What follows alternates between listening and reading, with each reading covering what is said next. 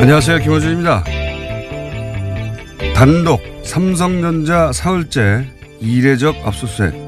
한국경제 어제자 기사입니다. 다스의 미국 변호사 비용을 삼성전자가 대납했다는 혐의 수사를 위해 검찰이 사흘 연속 삼성전자를 압수수색한 건 지나치다는 내용입니다. 이 압수수색으로 삼성이 크게 위축됐고 삼성 임직원들도 크게 당황했으며 삼성전자의 대외 신인도와 브랜드 가치에 부정적인 영향을 주고 있는데 삼성전자와 같은 글로벌 기업에 대한 압수수색은 제한적으로 진행돼야 한다고 이 기사는 주장하고 있습니다. 삼성전자 신인도와 브랜드 가치를 떨어뜨리고 삼성전자에 가장 부정적인 영향을 끼친 당사자는 최순실에게 말을 사주고 뒷돈을 대다 들킨 자기네들 부회장입니다. 다스 소송비는 그 소송비를 대납하라고 검찰이 시킨 게 아니지 않습니까? 글로벌 기업이면 압수수색 당할 일을 애초에 하질 말았어야지 누굴 탓하나요? 이렇게 삼성 걱정해주는 기사를 볼 때마다 드는 생각이 있습니다. 저 양반은 대체 왜 삼성 걱정을 대신 해주고 있을까? 자기 앞가림하기도 바쁜 일반인들이, 월급쟁이들이, 기자들이 삼성 걱정해줄 때마다 저는 매우 웃깁니다. 삼성은 돈도 너무 많고 힘도 너무 세고 연줄도 너무 넘쳐서 대신 걱정 안 해도 끝도 없습니다. 삼성 걱정은 삼성이 알아서 하니까 기자님, 우리는 각자 본인 앞가림이나 잘하면 되는 겁니다. 김호준의 어드바이스였습니다.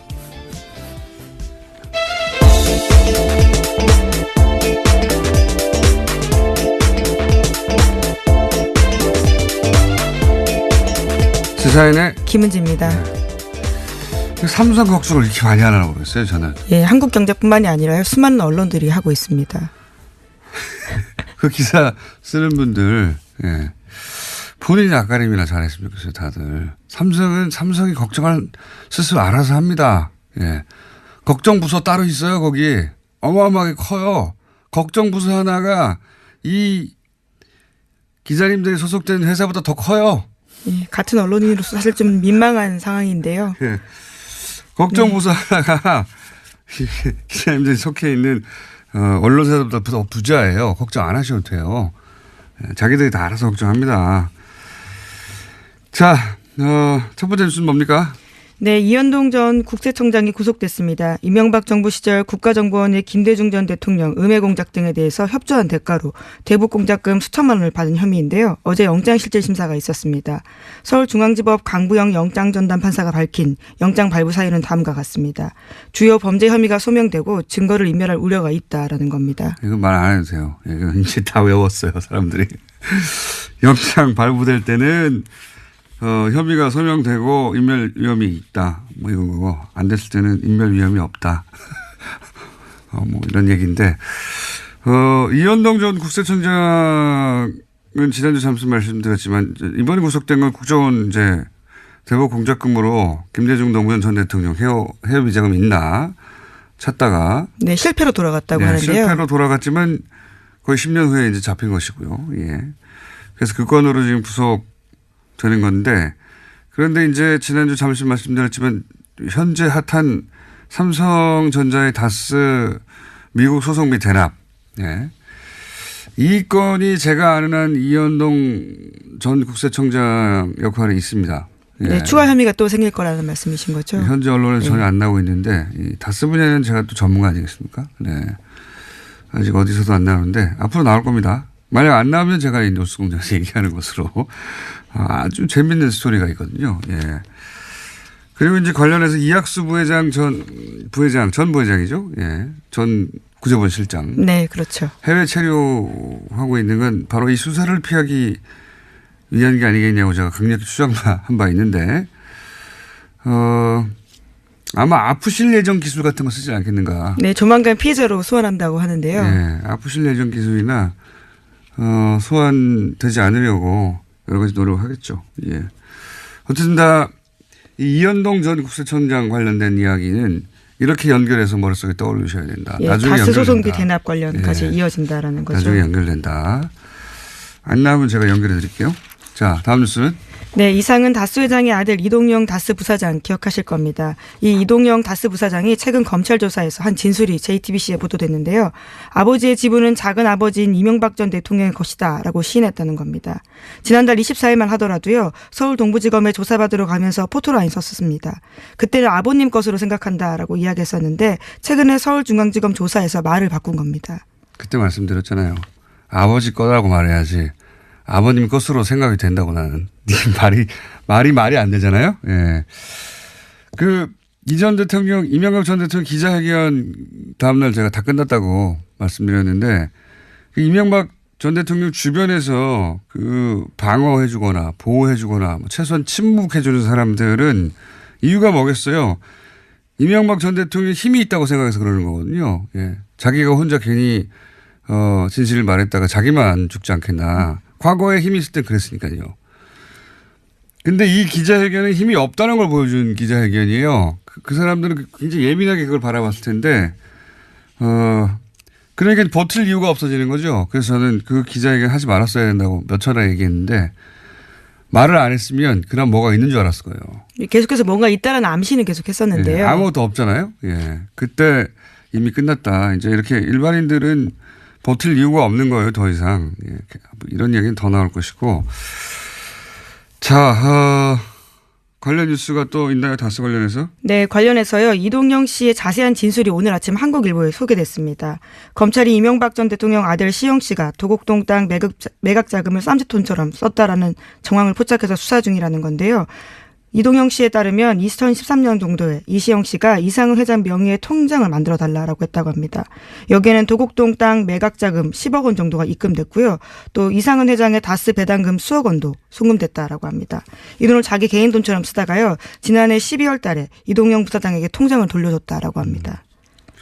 이 이야기의 골자는 한 줄로 하면 도곡동 땅 주인이 이시영 씨 아빠라는 거죠. 이명박 전 대통령. 그러지 않고선 이렇게 쓸 수가 없다라는 건데요. 네. 또 심지어 이시영 씨가 통장을 돌려주면서 이동영 부사장에게 자신이 쓴 걸로 해달라는 이야기까지 해달라고 이동영 씨가 검찰에서 진술했다라고 합니다. 도곡동 땅을 판 돈을 명의는 이상은 회장의 이름으로 돼 있는 통장에서 자기가 마음대로 썼다는 거잖아요. 그러니까 실제로 그 땅 주인은 이명박 전 대통령이다라고 하는 아주 오래된, 예, 아주 오래된, 의혹에 일단이 풀리는 건데, 이 땅이 모든 게 출발이거든요. 도곡동 땅 팔아서 다스에 들어가고, 그 돈이 BBK 들어가고, BBK에서 옵션을 벤처해서 주가 조작하고, 천억대 피해를 준 다음에, 김경준 씨가 미국에 도피한 다음에 140억 가지고 싸우다가 돌려받고, 이 모든 게 이 땅에서 출발하는 거예요. 근데 이 땅의 주인이 결국 이시영 씨 아빠다. 예, 그러지 않고서는 이시영 씨가 어떻게 썼겠냐라고 볼 수 있는 건데요. 썼겠냐요? 예. 예, 발음이 꼬이네요. 죄송합니다. 예, 발음이 꼬이는 건 제 역할인데, 예. 그 얘기입니다. 예. 이게 이렇게 연결해서 밝혀지면 이 중에서 예를 들어 주가 조작, 이런 건 엄청난 피해였거든요. 네, 주범이 되는 거죠. 예, 김경준 씨는 징역을 살았었습니다. 10년 가까이 살았죠. 예. 그리고 140억을 돌려받는데 이제 공권력을 동원한 것도 빠져나갈 수 없다. 자, 다음 뉴스는요? 네, 또 서울 동부지검은 다스의 비자금이 지금까지 알려진 120억 원이 전부가 아니다라고 밝혔는데요. 추가 비자금이 있다라는 겁니다. 다스에 다녔던 핵심 인물들이 매년 30-40억 원씩 비자금 추가로 만들었다는 주장을 한 바가 있는데요. 이에 대해서 검찰이 사실인 걸로 확인했다고 합니다. 사실인 걸로 확인되겠죠. 예, 비자금도 더 많이 나올 것이다. 자, 또 뉴스가 있습니까? 다스 관련해서? 다스 관련 뉴스가 어제 많이 쏟아졌던데. 예, 다스 관련해서는 여기까지고요. 또 이제 마이크 펜스 부통령 관련된 소식 전해드리겠습니다. 귀국길에 인터뷰한 거요? 네, 워싱턴 포스트와 인터뷰를 했는데요. 해당 보도가 눈길을 끌고 있습니다. 제목부터 굉장히 눈길을 끄는데요. 펜스, 미국은 북한과 대화할 준비가 돼 있다라는 건데요. 펜스 부통령이 워싱턴 포스트 칼럼니스트 조지 로긴과 인터뷰했습니다. 여기서 문재인 대통령과의 회동에서 평창 이후에 추가적인 대북 관여를 위한 조건에 합의했다라고 하면서요. 북한이 대화를 원한다면 우리는 대화를 할 것이다라고 이야기했습니다. 펜스 부통령의 발언은 별로 주목할 필요가 없어요. 부인이 대북 정책을 결정할 위치에 있지 않고, 예, 트럼프 대통령이 2인자를 두지 않는 사람이라 이 발언은 트럼프 대통령이 허락한 발언이다. 혹은 그 이전부터 예정된 예를 돌아가는 길에 이 정도 말을 한다라는 예정된 동선하에 나온 인터뷰라고 봅니다. 갑자기 자기가 스스로 이렇게 생각해서 백악관이 아무런 전제 없이 일단 초기 대화를 하겠다고 본인이 판단해서 비행기 안에서 갑자기 인터뷰한 것이 아니다. 네, 이와 관련해서도 그렇게 밝혔는데요. 펜스 부통령은 한국에 체류하는 동안 매일 트럼프 대통령과 협의했다라고 밝혔다고 합니다. 지시를 받았다. 예. 정확하게. 네, 이번 발언은 그래서 트럼프 대통령 의중이 반영됐다라고 볼 수 있는 거죠. 당연한 겁니다. 부통령은 이런 거 결정 못해요. 예. 그리고 힘이 센 부통령들이 가끔 있어요. 드물게. 그런 케이스도 아니기 때문에. 자, 다음 뉴스는요. 네, 북한의 핵실험 및 탄도미사일 시험 발사 잠정 중단 가능성을 시사했다라는 한국일보 보도가 있는데요. 제1본 조선인 총연합회, 그러니까 조선총련 기간지인 조선신보를 보고 분석한 내용입니다. 민족사의 대전환을 예고하는 대통령 방북 초청이라는 제목의 기사인데요. 내용을 그대로 인용하면 남북대화 관계 개선의 흐름이 이어지는 기간 동안에 북측이 핵실험이나 탄도로켓 시험 발사를 단행하지 않을 거라고 보는 것이 논리적으로 현실적으로 타당하다라고 주장했습니다. 말을 꼬기는 정말. 어쨌든 일본에서 조총련계 기간지 통해 가지고 이게 잘 되면 우리가 동결하겠다. 핵 관련해서. 북한의 입장을 슬쩍 내보이는 거죠. 이 클린턴 정부 말기에 거의 평화협정 맺어지기 직전까지 갔었어요. 예, 그때 캘리포니아에서 말도 안 되게 이제 부시가 뒤집어져 가지고 당선되지만 않았어도 정말 직전까지 갔었거든요. 예. 클린턴 대통령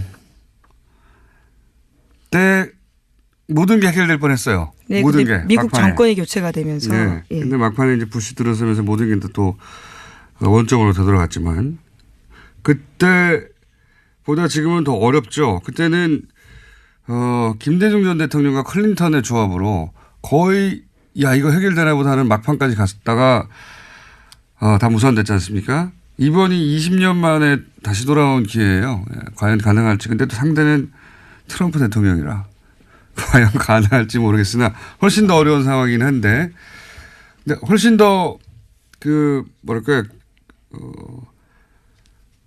트럼프 대통령이 자기 생각만 하는 사람이라 저는 오히려 가능할 수 있다는 생각을 자꾸 합니다. 자기가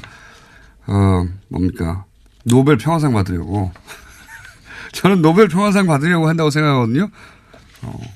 트럼프 대통령이 오바마 대통령을 넘어서기 위해서 노벨 평화상을 받기 위해서 극적인 뭔가 할 것 같은데 그게 대북 문제 아니겠는가. 네, 평화협정을 끌어낸다면 그 또한 가능한 시나리오라고 생각할 것 같습니다. 트럼프 대통령이 말도 안 되게 노벨 평화상 받을 수도 있어요. 오로지 우리에게 평화를 주기 위해서가 아니라 자기가 상을 받으려고 그렇게 할 수도 있다는 생각을 저는 계속합니다. 작년부터. 자, 다음 뉴스 뭡니까? 네, 강원랜드 채용 비리에 대한 윗선의 수사 외압을 폭로한 안미영 검사 기억하실 텐데요. 안 검사가 어제 수사단에 참고인으로 출석해서 진술했습니다. 안 검사는 강원랜드 전 사장에 대해서 구속영장을 3번이나 청구했는데 3번 다 대검에서 반려됐다라고 밝혔습니다. 이게 핵심은 사실은 권성동 의원이죠. 지금 현재. 이 사건 초기부터 채용 비리 리스트에 그 리스트에 종이에 써 있어요. 권성동 의원의 이름이. 예, 지원자, 청탁자 이름이 나란히 쓰여 있긴 합니다. 예, 청탁자 이름이 나란히 써 있고 그리고 이제 소위 이제 검찰이 확보했다고 하는 그 소위 브로커라고 봐야 되겠죠? 예. 브로커와 강원랜드 사장과 전 사장이죠. 전 사장과 통화 내용 중에 시사인이 보도했었죠, 이거. 예. 네. 예, 대포폰이 있었는데요. 네. 이 대포폰이 일종의 스모킹건 같은 역할을 하고 있습니다. 거기 보면은 권성동 의원하고 얘기를 했냐, 의논을 했냐, 이런 얘기 나옵니다, 다. 그리고 이 지금 구속된 최영집 전 강원랜드 사장, 채용 비리의 핵심, 이 최 전 사장과 권성동 의원이 또 계속 연락을 주고받았다는 기록도 있고, 내용도 있고, 네. 예, 관련된 자료를 근거로 계속해서 수사를 진행하려고 했는데요. 안 검사의 수사를 막은 겁니다. 그러니까 권성동 의원의 연루는 명백합니다. 다만 어디까지 연루됐냐가 관건일 뿐인데 수사를 전혀 안 했으니까요. 네, 본인은 계속해서 부인하고 있는 상태고요. 심지어 안미영 검사를 고소한 상태입니다. 고소할 수 있죠. 예. 저도 고소를 많이 당해봤어요. 고소고발은. 자, 어쨌든 연루는 분명한데 어디까지 연루됐는지가 관건인데 이걸 수사를 해야 하나 수사를 못하고 있는 상황이다. 그리고 검찰 고위 간부가 그 이전에 계속 그걸 막았다. 이게 핵심이죠. 그거를 안미영 검사가 이제 참다 할 수 없이 폭로를 한 거고요. 굉장히 이례적인 겁니다. 개인적인 문제가 아니라 검찰 내 그 수사지휘 문제를 가지고 현직 검사가 이렇게 폭로한 건 제가 아는 한 처음이에요. 네, 수사를 하고 싶다고요. 검사가요. 이 같은 이야기를 한 겁니다. 수사하는 검사가요. 이런 건 처음이에요. 예를 들어서 뭐 서 검사, 이원정 검사 같은 케이스하고 또 다른 문제입니다. 이거는 검찰 지휘 체계, 검찰 동일체라고 하는 사실 그게 뭐 올바른 건 아닌 것 같은데 그 원칙을 처음으로 공개적으로 깬 용기로 따지면 대단한 용기의 인터뷰거든요. 예. 안 검사가 아무런 불이익 당하지 않고 이 수사가 제대로 돼야 되는데요. 자, 시간이 다 됐어요. 네. 조금 남았는데 옆에 어떤 분이 이미 들어 앉아 계세요. 네. 그래서 오늘 여기까지 해야 될 것 같습니다. 뉴스가 있긴 있었네요. 이건희 차명 계좌 과징금 부과해야 된다. 법제처가 어제 법령 해석을 내려가지고요. 네, 그걸 이제 해설할 분이 여기 나와 계십니다. 여기까지 하겠습니다. 시사인의 김은지였습니다. 감사합니다. 자, 바로 연결하겠습니다. 옆에 이미 앉아 계시기 때문에. 법제처에서 이 과징금 부과 처분을 내려서 이 건 관련해서는 거의 여기까지 단독 드리블로 밀고 왔다라고 말해도 좋을 박용진 의원 또 나오셨습니다. 안녕하십니까. 안녕하세요. 네. 더불어민주당 박용진입니다. 전화로 하려고 했는데 짧아서 나오셨어요. 네, 굳이 나왔습니다. 제가. 본인이 한 건이기 때문에. 일단 법제처 결정부터 알려주십시오. 어떻게 결정했는지. 전에 말씀드린 것처럼 금융실명법에는요, 93년 8월 12일 이전에 개설된 금융실명법이 금융실명제도가 공포되기 전에 개설된 계좌에 대해서는 원금의 50%를 다 과징금으로 징수하도록 되어 있습니다. 그러니까 숨겨놨던 돈은 절반은 내놓으라는 거예요. 그렇습니다. 그래서 4조 5천억 원에 달하는 이건희 차명계좌와 관련해서 처음에는 20개인 줄 알았더니 나중에 저희가 몰고 몰아봤더니 27개로 확인된 이건희 차명계좌 중 93년 8월 12일 이전 개설 계좌에 대한 과징금을 매겨야 된다. 이게 이제 더불어민주당의 주장이었고요. 금융행정혁신위원회, 다시 말해서 금융권의 적폐를 확인하고 해결하기 위해서 만들어 놓은 위원회에서도 과징금 매기는 게 당연하다. 그랬는데 우리의 금융위원회가 못하겠다. 왜 그러냐 하고 덤볐죠. 금융위도 안 한다고 그러고 국세청도 미제문이었고 그러고. 예. 그래서 결국은 못하는 줄 알았는데 이걸 법제처로 넘겼어요. 해석을. 법제처가 이호여사에 대한 해석을 내렸고 방금 우리 김 기자님께서 말씀하신 것처럼 과징금 부과는 너무 당연하다. 이런 그거는 뭐 일반인의 상식이에요. 맞습니다. 너무 상식적인 거를 지금 십몇 년 동안 못하고 있었던 거죠. 십몇 년이 뭡니까? 지금 몇 년 됐어요 지금. 이게 2008년에 알려진 거니까 지금 10년. 네, 알려진 지 이후로도 10년. 그리고 금융실명법이 도입된 지는 24년, 25년이 되어가고 있습니다. 이게 삼성의 힘이 이렇게 센 거예요. 그리고 제가 지난 10월 16일 날 이 문제를 우리 국정감사에서 제기한 뒤로부터는 지금까지 똑같이 버티고 왔으니까요. 엄청난 삼성 감싸기와 시간 끌기의 결과가 지금 이렇습니다. 그러니까 이게 법에 그렇게 써 있거든요. 법에 그렇게 써 있고요. 너무나 당연한 법이 일인데. 20몇 년 전에 만들어져서 그게 써 있어요. 그렇게 하라고 과징금 내라고 써 있는 숨긴 돈 절반 내라 써놨거든요. 안 내놔요 그냥. 이제 답답한 건 뭐냐면 이 금융실명제도, 금융실명법을 운영하고 제대로 적용해서 우리 사회에 이른바 금융실명법이 안착돼서요.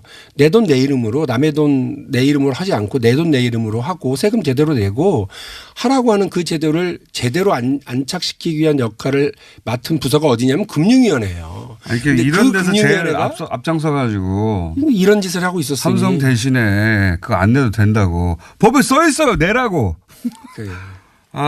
이게 이제야 정상적인 결정이 10년 만에 났는데 문제는 그렇게 해서 거둘 수 있는 돈이 있습니까? 지금 걷어야 된다라고 하는 건데 이제 제가 또 답답한 건 뭐냐면 이 확인이 법제처 확인이 나오자마자 빛의 속도로 뭐라고 그러냐면 금융당국이 그거 관련한 증빙 자료가 없는데요. 이런 얘기는 하고 있습니다. 그러니까 이제 이 통장들이 개설돼 있던 은행들이 예. 그거 10년 지나가지고 기록이 없다고 나오는 거 아닙니까? 제가 보기에는 이거 나올까 봐 다 없애버린 것 같아요. 실제로 2008년 특검 당시에요. 삼성증권에 있었던 그 관련 계좌들은 삼성증권에서 파기해버린 걸로 네, 파기 알고 일부 있고요. 했고요. 예. 그리고 그때 27개 계좌 중에 삼성증권 도둑놈들. 3개가 있는데 나머지 것들은 다른 은행. 의원님 도둑놈들 아닙니까 이거? 세금 내야 되는데 안 내면 끝까지 쫓아가지고 다 걷잖아요. 일반인들. 도둑도 있고요. 도둑에 대한 방조범도 있습니다. 이게 공범이죠. 공범 이 정도 되면. 예, 하수인 협력한 사람들도 있습니다. 하수인들. 엄청 큰 도둑이 하나 있고요. 거기서 무슨 떡고물이 떨어지는지. 근데 제가 여당이니까 네. 정부 측에 대해서 너무 세게 하면 안 된다라고 하는. 그럼 도둑놈 내가 말할게요. 예, 이런저런 얘기가 있으니 제가 말은 조심하겠으니 공장장께서 적극적으로 얘기해 주십시오. 이거 도둑이지 뭐예요. 예, 아니 예. 정상적으로 낸 사람 얼마나 억울합니까. 여기는. 예예. 예. 저는 여당입니다. 예예.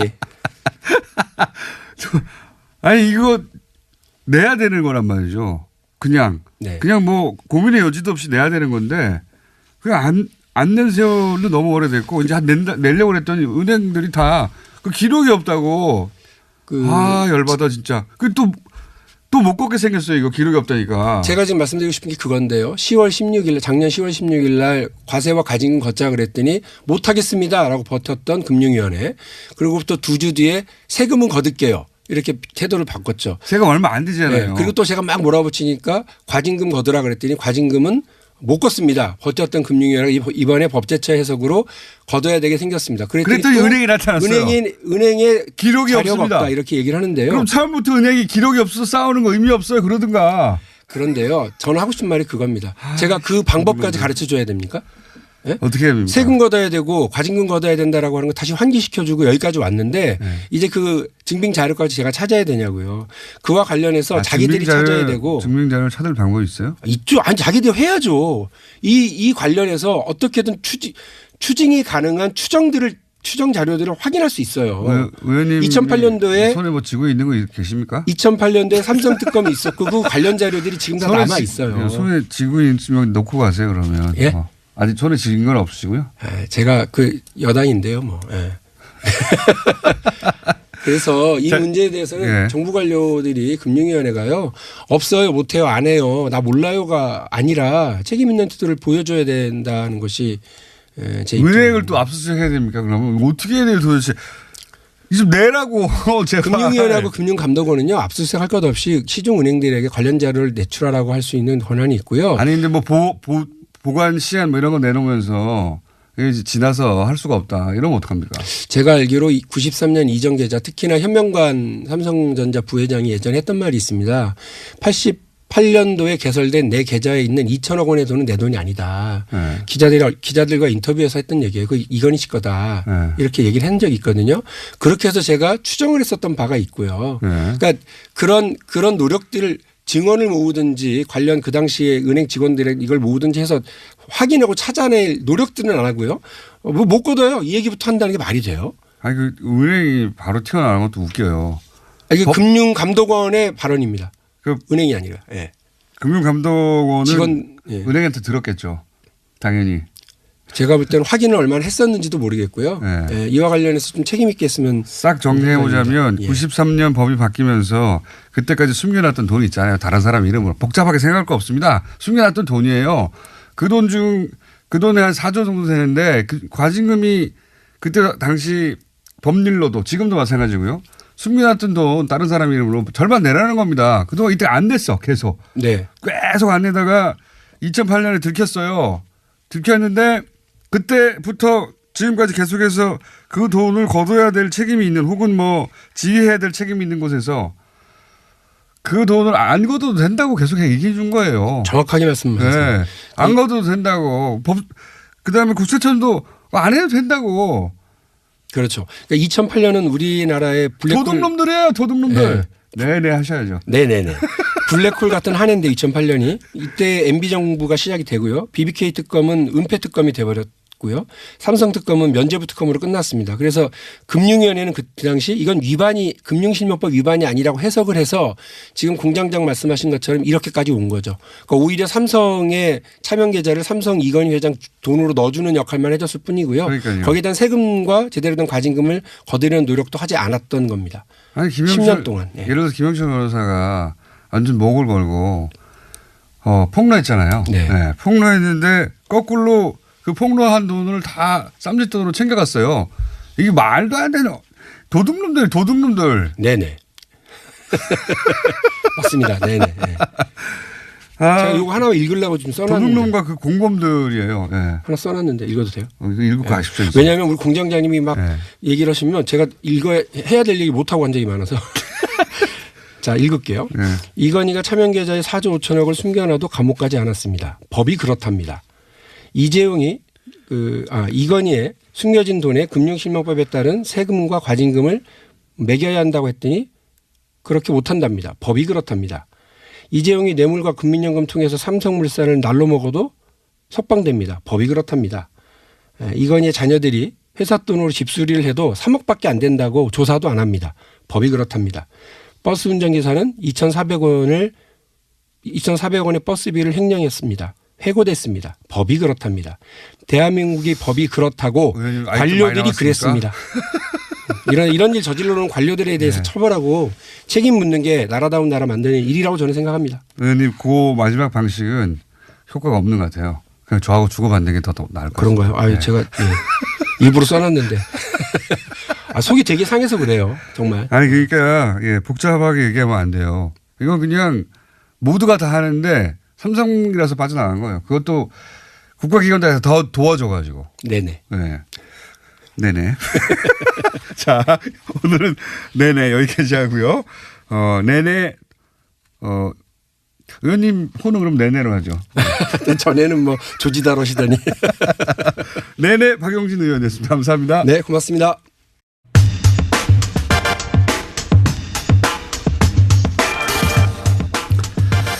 박근혜 정부 시절에 이 복지 정책이 항상 문제였습니다. 네. 최근 그렇게 제동에 걸렸던 정책들이 풀려나고 있어요.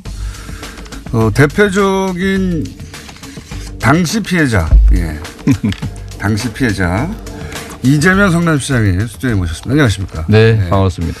당시 복지 관련 뉴스 해가지고 이제 이재명 시장이 뭐 하려고 그러는데 못하게 하는 거. 네. 못하게 하면 막 들어눕고 그러셨죠. 네. 재벌 주전공이 원래 뭐 그런 거 있는데. 밥 안 먹고 막 들어눕고 막 해달라고 해. 단식 많이 했죠. 여러 가지 하셨어요. 광화문에서 들어누우신 거 기억하시는지 모르겠는데 여러분들이. 며칠 들어누우셨죠? 열하루 들어 있었죠. 네. 보통은 단식이라 표현하는데 전 들어누웠어요. 들어 누운 게 낫네요. 네. 생떼를 쓰는 거죠. 막 해달라고 막. 그렇죠. 뭐 예를 들어 불합리하게 우리를 대우하니까 생떼라도 써야. 그쪽도 어차피 논리적으로 앞뒤가 딱딱 맞는 결정이 아니잖아요. 그러니까 이쪽도 앞뒤가 딱딱 맞는 말만 해봐야 소용이 없거든요. 그러니까 저는 뭐 박근혜 정부의 그런 태도 충분히 이해하죠. 그들은 원래 국가의 이익이나 국민의 편익보다는 자기 세력, 개인적 이익 또는 감정이 우선하는 집단이었기 때문에 원래 그런 집단이니까 이해했죠. 그리고 이재명 시장님이 하는 게 만약에 인정이 되면 다른 지자체도 다 할 거 아닙니까? 그렇죠. 그리고 거기 이제 된다는 게 보여지잖아요. 자기들이 그동안 일부러 안 했다는 게 드러나는 거예요. 그러죠. 이게 저들이 제일 두려워하는 거는 똑같은 예산을 가지고도 전혀 다른 새로운 사업들을 할 수 있다는 게 증명되는 게 싫었던 거죠. 그때 들어누웠는데 뭐 크게 효과는 없었어요. 아니 정책 자체는 뭐 개선되지 않았는데 효과 있었죠. 이재명이 누군지 알게 됐죠. 그렇죠. 저 들어놓은 사람 누구야? 이거 그 정도 효과 있었는데. 근데 이번에 이제 그렇게 안 되던 것이 이제 그 정권이 바뀌고 난 다음에 해결된 것 중에 하나가 지금 무상교복 사업이라는 게 있습니다. 저는 이쪽은 잘 모르겠는데 무상교복이라는 게 말 그대로 교복을 그냥 나눠주는 거예요?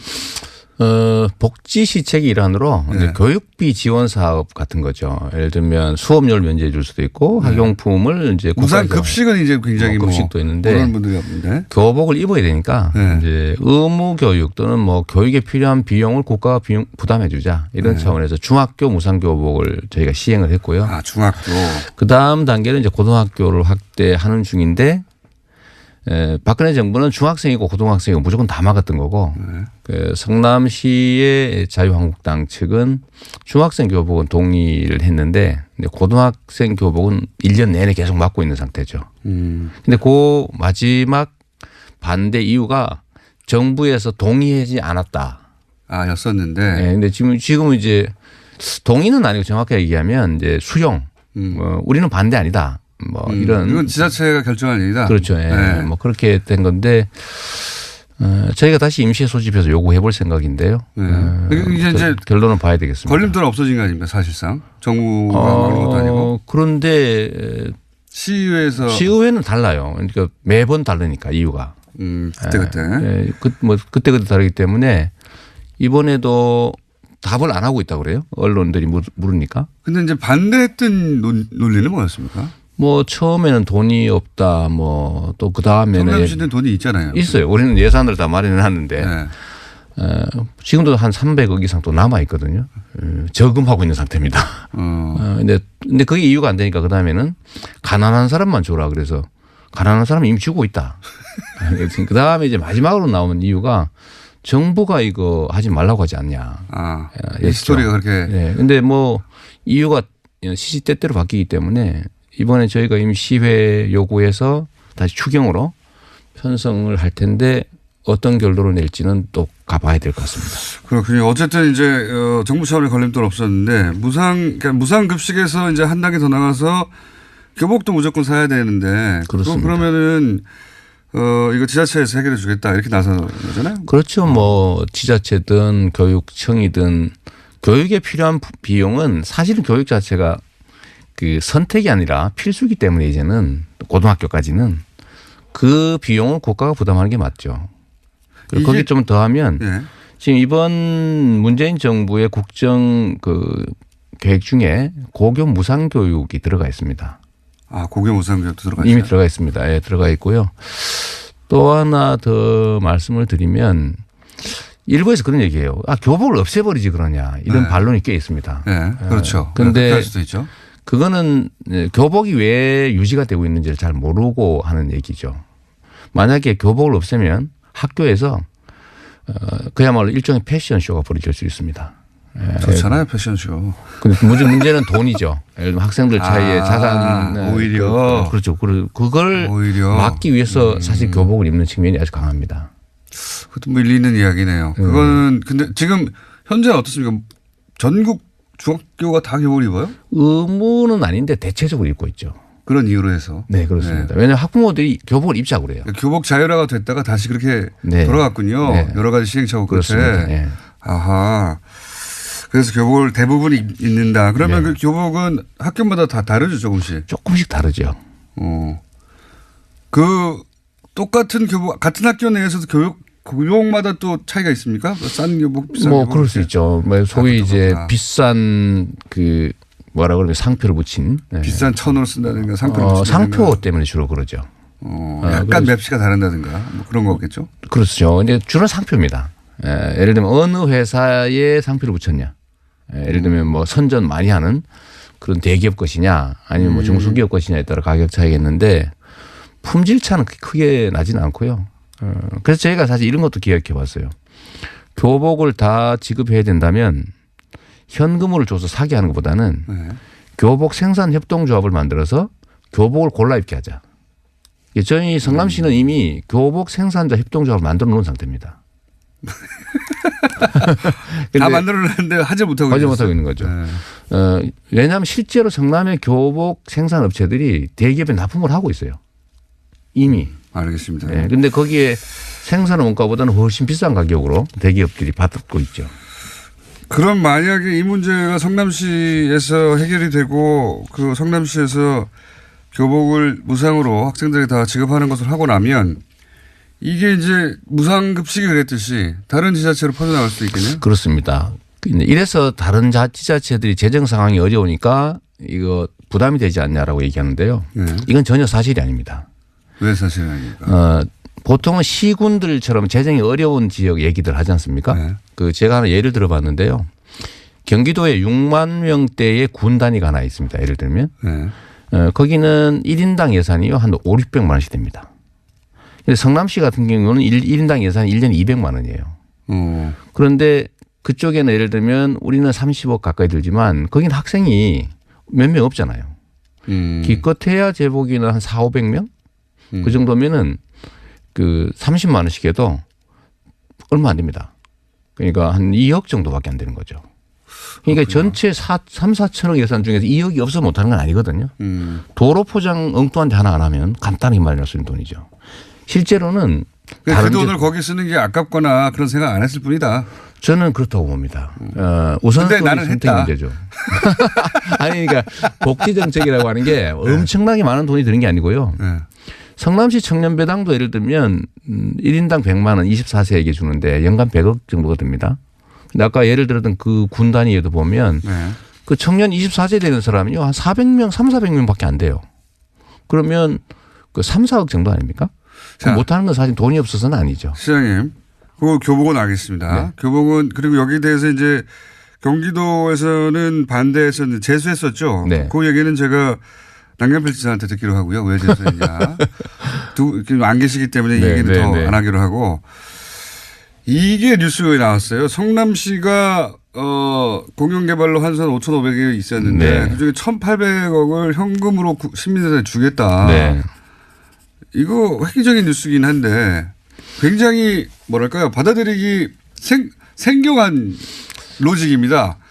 지자체가 공영개발로 돈을 환수했어요. 돈을 벌었다는 얘기죠. 한마디로. 네. 그러고 나서 그거를 성남 시민에게 예를 들어서 지금 교복 정책이라든가 뭐 여러 가지 정책으로 네. 혜택을 준다가 아니라 현금 줄게. 이게 있었던 일입니까? 다른 나라라도? 대한민국에서는 없던 일인데요. 그러니까요. 전 세계적으로는 많이 있는 일입니다. 대표적인 데가 알래스카주는 석유 자원이 많으니까 네. 석유 자원 개발에 따른 이익을 모아가지고 기금을 만든 다음에 1년에 1,000불 내지 2,000불씩 개인에게 지불하고 있어요. 그냥? 그게 소위 기본소득이죠. 조건 없이. 네, 개념은 기본소득인데. 그러니까 지대, 그러니까 부동산의 가치가 올라가는 건 누구가 노력해서가 아니라 네. 그냥 시가 예를 들면 이 지역을 개발 지역으로 지정하는 것 자체로 땅값이 몇 배씩 폭등한단 말이에요. 네. 그 개발 이익을 누가 갖느냐. 지금까지는 다 업자가 가져갔죠. 네. 정치인들이 거기 끼고 부정부패가 됐는데 이 5,503억 원 정확하게 그때 당시에 새누리당 현직 국회의원 네. 그 현직 국회의원의 친동생 네. 이런 사람들이 뇌물 받고 압력가하고 뭐 이렇게 해가지고 LH가 하고 있던 걸 뺏어서 민간이 하기로 했던 거예요. 네. 그 제가 재수없게 당선되는 바람에 그들 입장에서는 네. 이걸 제가 다 시로 환수했죠. 네. 근데 이 그래서 돈을 남겼어요. 5,500 남았는데 네. 이 금액의 규모가 어느 정도냐면 성남시의 3년치 가용 예산입니다. 많이 남았네요. 그렇습니다. 엄청난 돈이 남은 건데 누군가 먹을 돈을 시가 빼준 가져온 거죠. 시가 가져온 거잖아요. 완전히 전쟁이었습니다. 이거를 시가 공영 개발한다니까 당연히 자유한국당, 새누리당 엄청나게 반대했죠. 관련 업자들도 엄청나게 싸우고 반대했겠네요. 뭐 그게 뭐 말할 것도 없고요. 음해 뭐 말할 것도 없는데 이 중에 3분의 2 네. 이거는 예를 들면 본시가지에 공원을 사서 만들고 있어요. 그 도심에 엄청 비싼 땅 사가지고 네.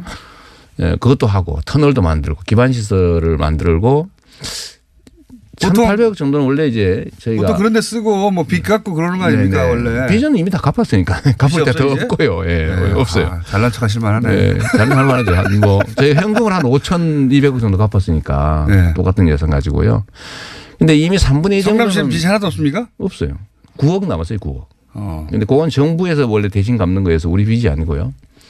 근데 5,500억 중에서 3분의 2는 이미 그런데 썼는데 네. 그래도 남았어요? 그리고 1,822억이 남은 이거 어디다 거죠. 쓸까 고민하다가 네. 성남 시민한테 돌려주자 이렇게 생각하신 거예요? 처음에는 임대 아파트 지으려고 네. 생각해 봤죠. 근데 이거는 1,200세대 정도 혜택을 보는 건데 네. 저는 그런 생각을 하는 겁니다.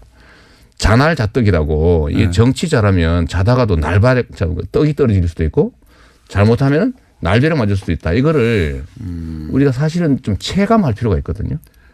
그러면 이거를 가구당입니까 아니면은 1인당? 1인당 얼마? 기본소득 개념이니까요. 100만 명쯤 되니까 네. 18만 원 정도고. 이거 성인에게만 줍니까? 아니 미성년. 왜냐하면 이게 이념이 뭐냐면요.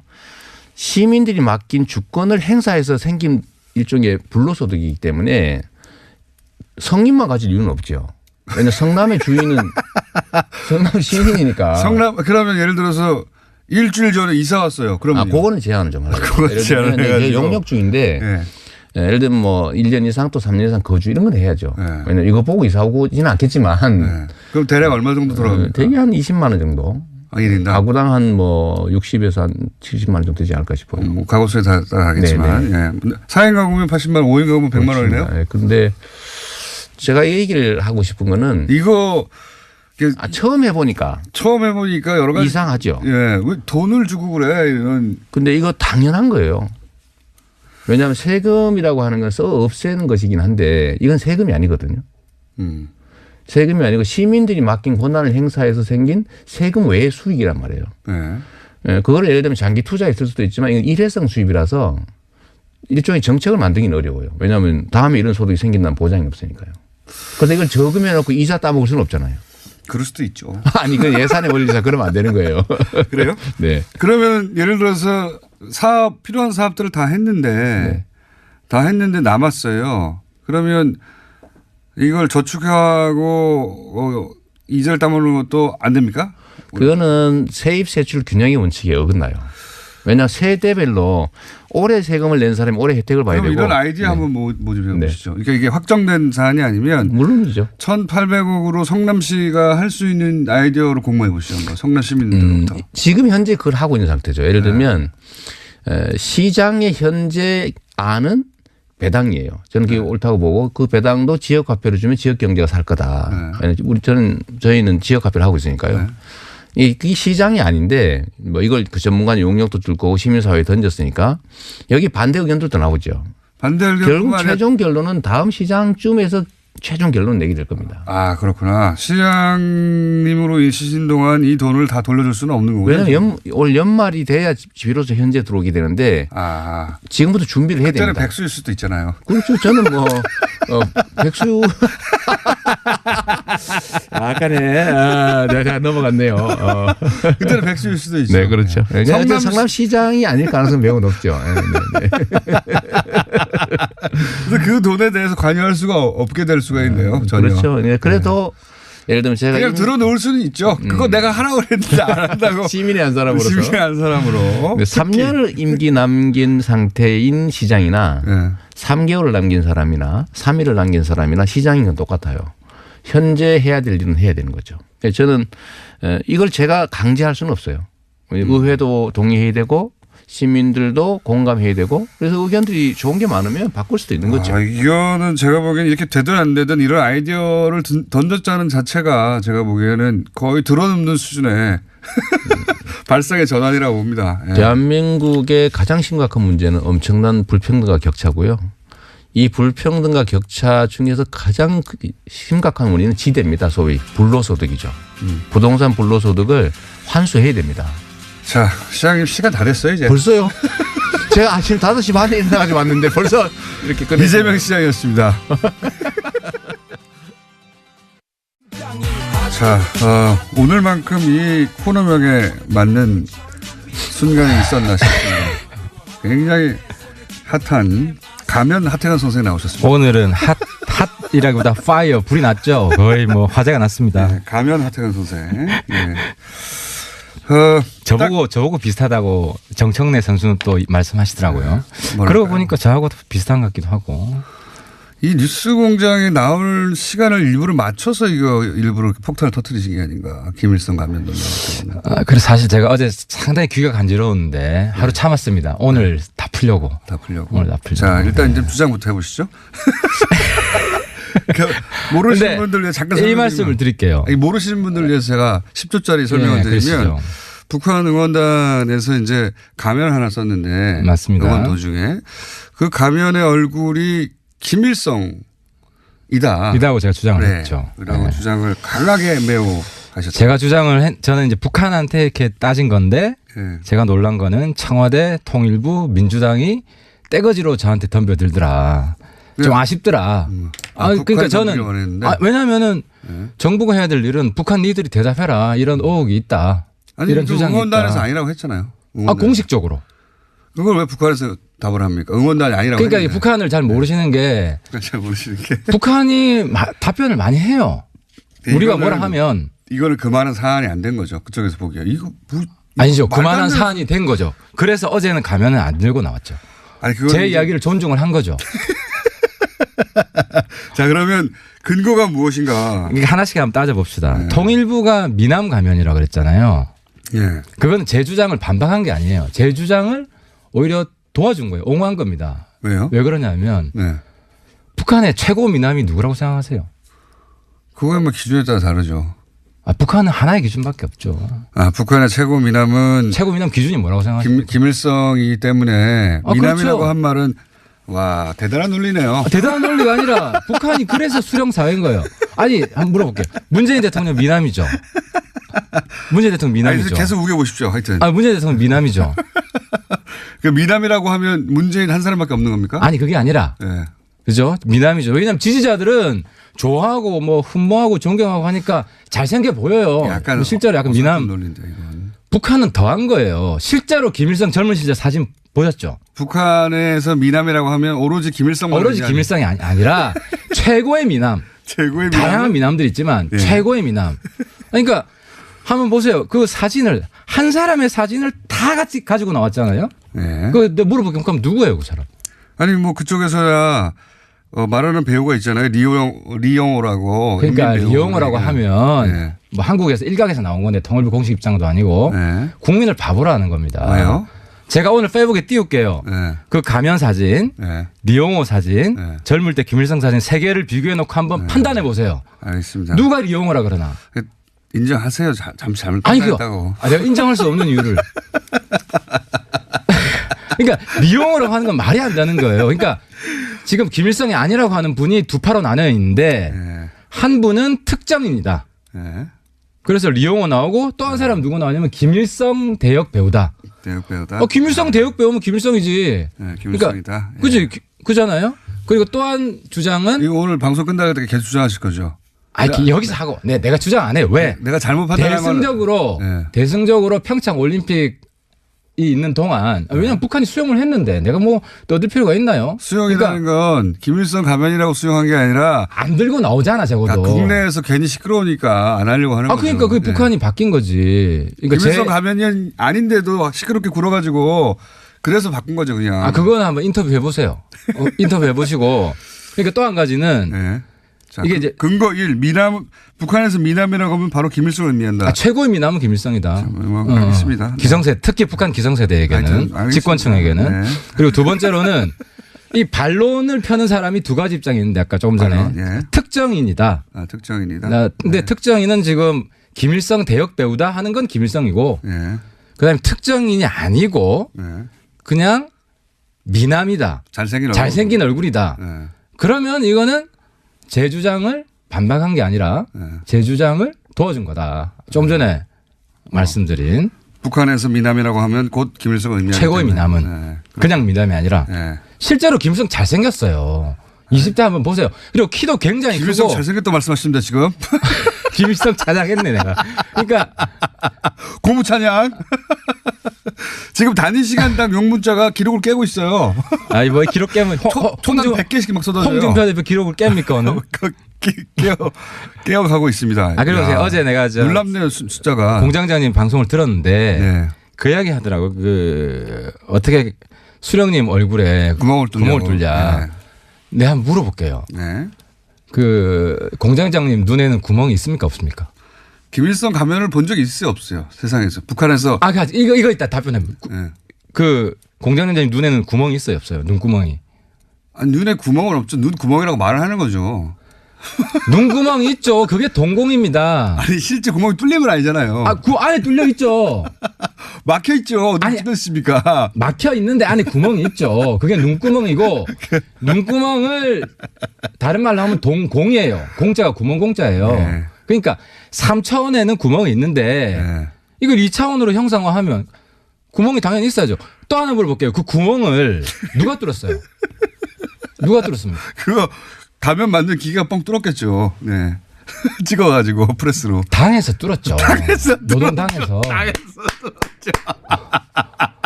아니 북한 사람들 당에서 북한 뭐 저도 북한 연구하지만 노동당에서 뚫었죠.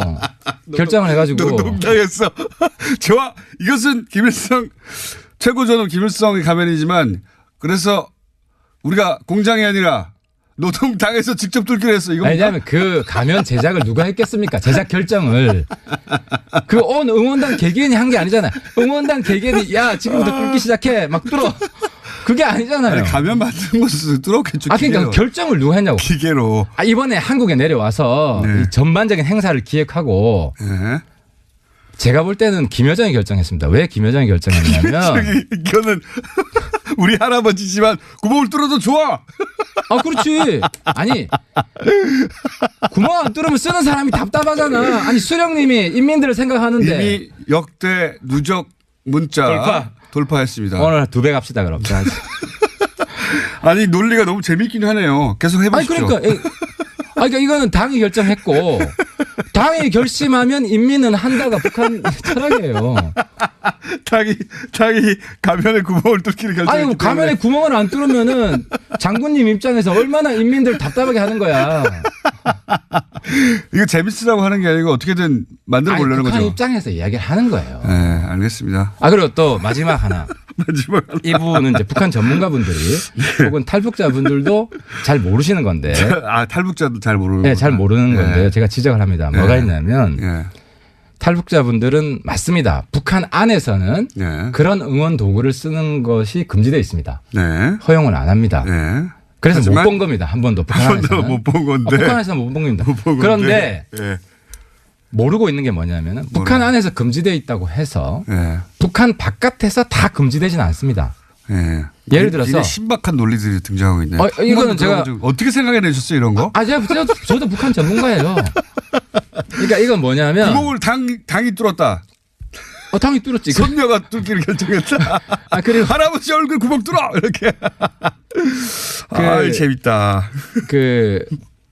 지금 어디까지 했나요? 그러니까 북한 안에서는 금지되는 게 북한 바깥에서는 금지 안 되는 게 있다. 그 예를 들어서 그게 가면이다. 가면뿐만 아니라 이번에 한국 노래 12곡 불렀어요. 네. 평창에서. 네. 12곡 불렀는데 그중 10곡이 북한에서 금지곡입니다. 네. 예를 들어서 남자는 배 여자는 항구를 북한에서 부르다가 5분 만에 천통이 났어요. 천통이. 북한에서 부르다가 감옥 가신 분이 있어요. 그 친구를 둔 탈북자분이 제가 잘 아는 사람입니다. 그러니까 북한에서는 금지곡이지만 예. 이게 다른 거예요. 이게 다른 거예요. 그러니까 알겠습니다. 그럼 요번에 또 하나 모르는 게 뭐냐. 예. 제가 그거 물어볼게요. 아이돌이 한국말로 뭡니까? 글쎄 우리는 그냥 아이돌이라고 부르죠. 영어 공부 열심히 안 하셨구나. 예. 아이돌이 영웅 뭐. 우상화가 영어로 뭔지 아세요? 우상, 영웅 뭐 이런 거잖아요. 그죠. 아이돌. 우상이 우상. 우상. 예. 북한의 우상화, 김일성 우상화가 아이돌라이제이션이에요. 아이돌이에요, 아이돌. 그래서 북한의 아이돌은 김일성이다. 그렇죠. 네. 그런데 영어도 동원하시고. 우상화가 지금 김성태 돌파. 모든 기록을 다 돌파했어요. 모든 기록을. 7년 만에 문재인 예. 돌파.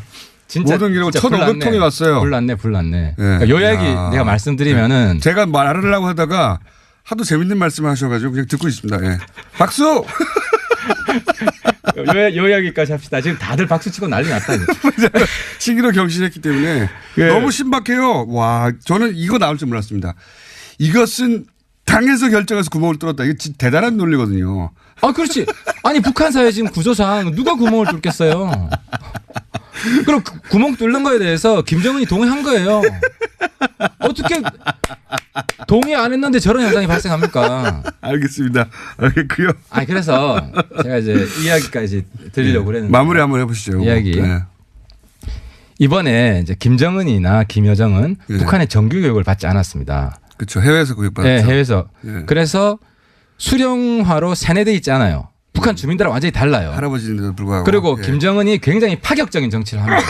네. 그래서 뭐 예를 들어서 김정일은 허용하지 않았던 핸드폰을 북한안에 허용을 해서 그래서 가면도 허용했다. 아니 그러니까 예. 신세대 우상화를 한국 와서 실험을 해본 거예요. 제가 볼 때는.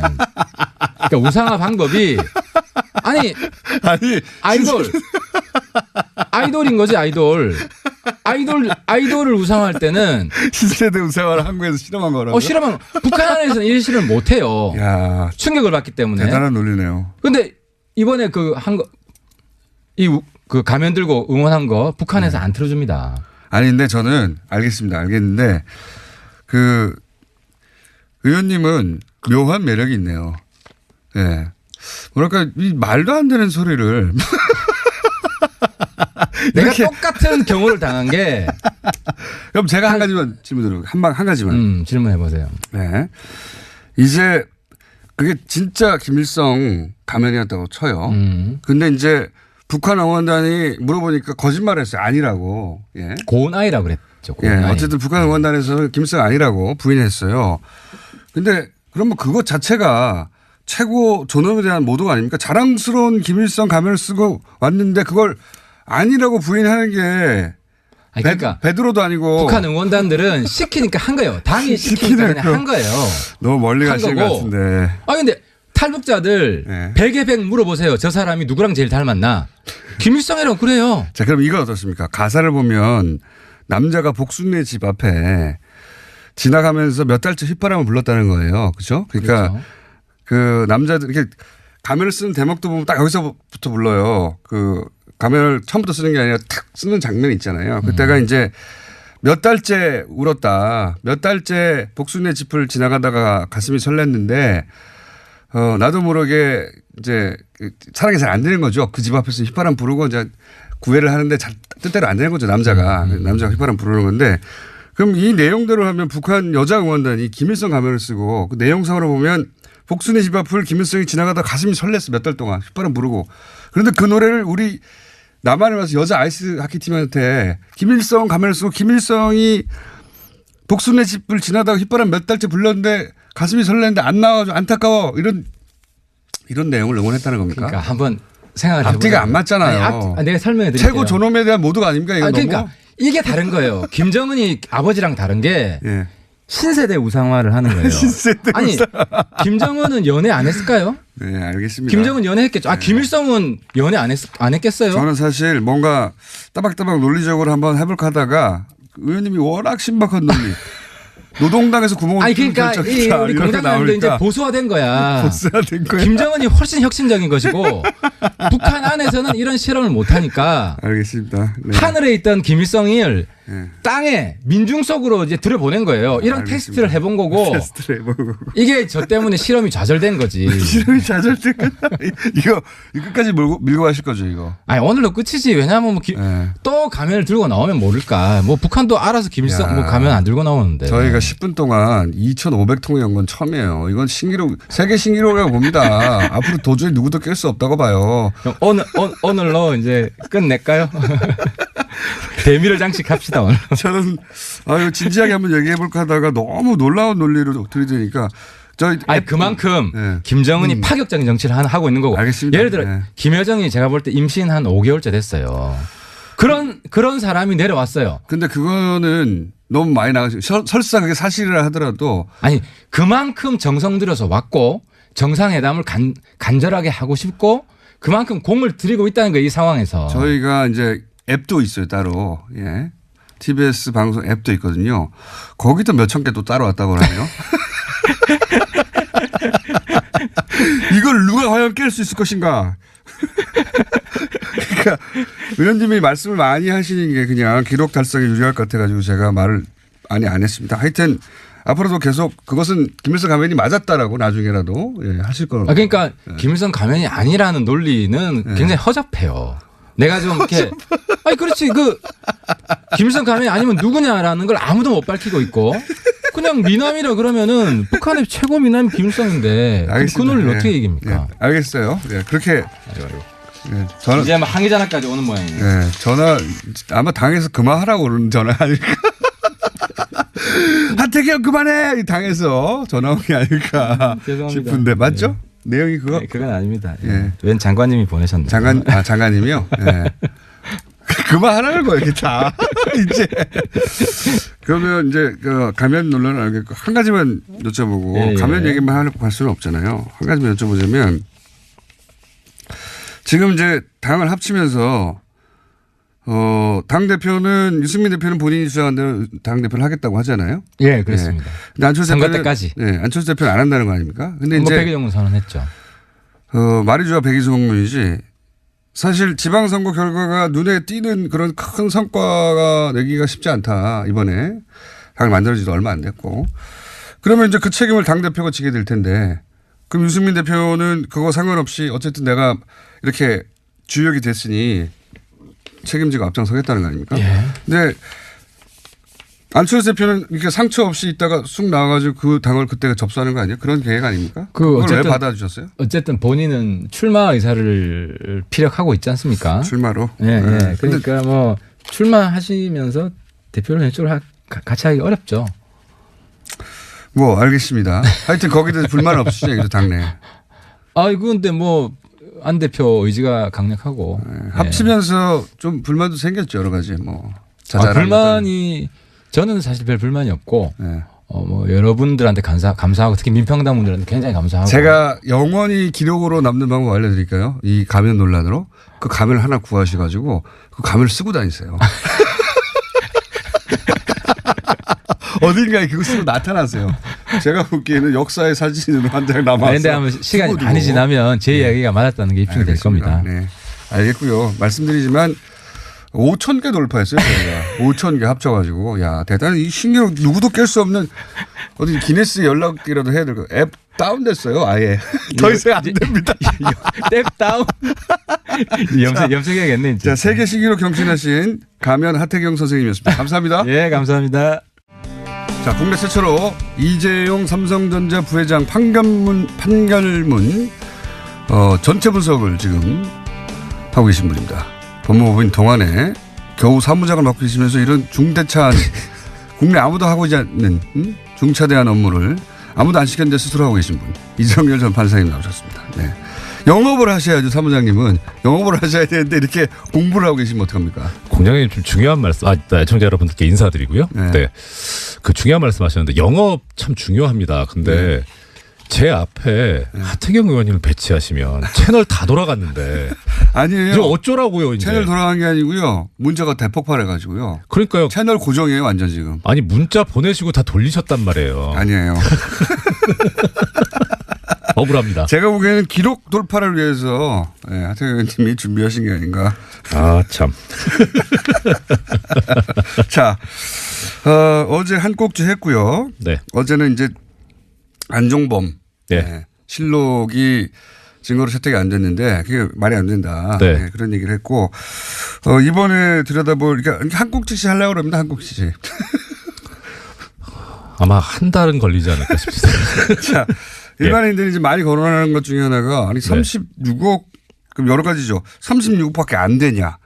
또 다 털어줬네. 혹은 또 36억이나 남았는데 왜 석방이냐. 뭐 하여튼 36억 가지고 이것만 유죄네. 네. 여러 가지 얘기를 합니다. 36억에 관한 얘기를 좀 해보죠. 네. 예, 일단 36억 관련해서 지금 공장장님 말씀 주신 부분 중에 형량이 너무 약하다는 부분은 또 따로 이제 다뤄야 될 것 같고요. 네. 오늘은 왜 36억밖에 인정이 안 됐는가 항소심에서 그 부분을 중심으로 좀 말씀을 드리겠습니다. 그러니까 1심에서는 전부 89억 정도가 이제 뇌물로 인정이 됐었거든요. 그 중에서 이제 코어 스포츠에 지급한 용역 대금 36억 요거는 1심과 항소심 요것만 인정한 거죠. 인정이 요것만. 됐고 그다음에 코어 스포츠가 사실은 그리고 뭐랍니까 이런 걸 페이퍼 컴퍼니예요. 그렇죠. 예. 예. 예. 그래서 이제 우리는 페이퍼 컴퍼니라고 명확하게 제대로 알고 있는데 이 재판부에서는 사실상 최순실이 지배하는 이런 식으로 표현되어 있습니다. 네.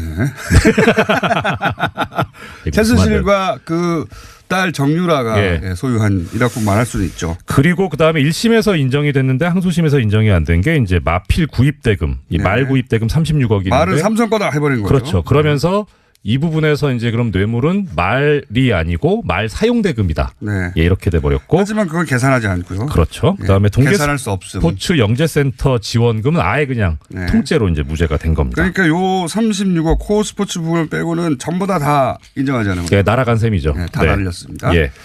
그래서 이게 특징을 보면은 이번에 항소심 재판부에서 날아간 이 부분이 이제 그 뇌물공여죄의 일부분이긴 한데 제3자 뇌물수수에 대응하는 그런 부분인데요. 네. 이게 무슨 말씀이냐면 뇌물공여라는 게 뇌물을 줬다는 거잖아요. 네. 그럼 받은 사람이 있는 거고. 근데 받을 때 이게 공무원이 받아야 일단은 뇌물이 되는 거지 네. 않습니까? 근데 공무원이 직접 받으면 최순실은 공무원이 아니고 근데 그렇죠. 일단.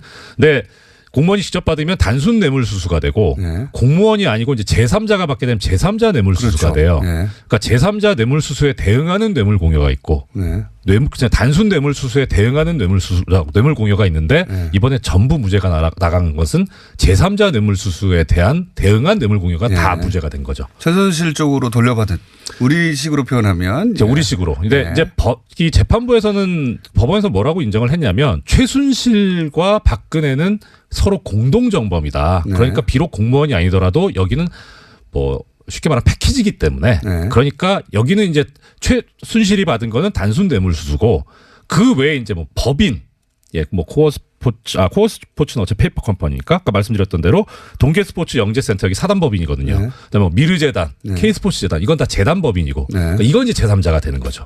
하여튼 뭐 그래서 이제 이 알겠습니다. 부분 날아갔어요. 예.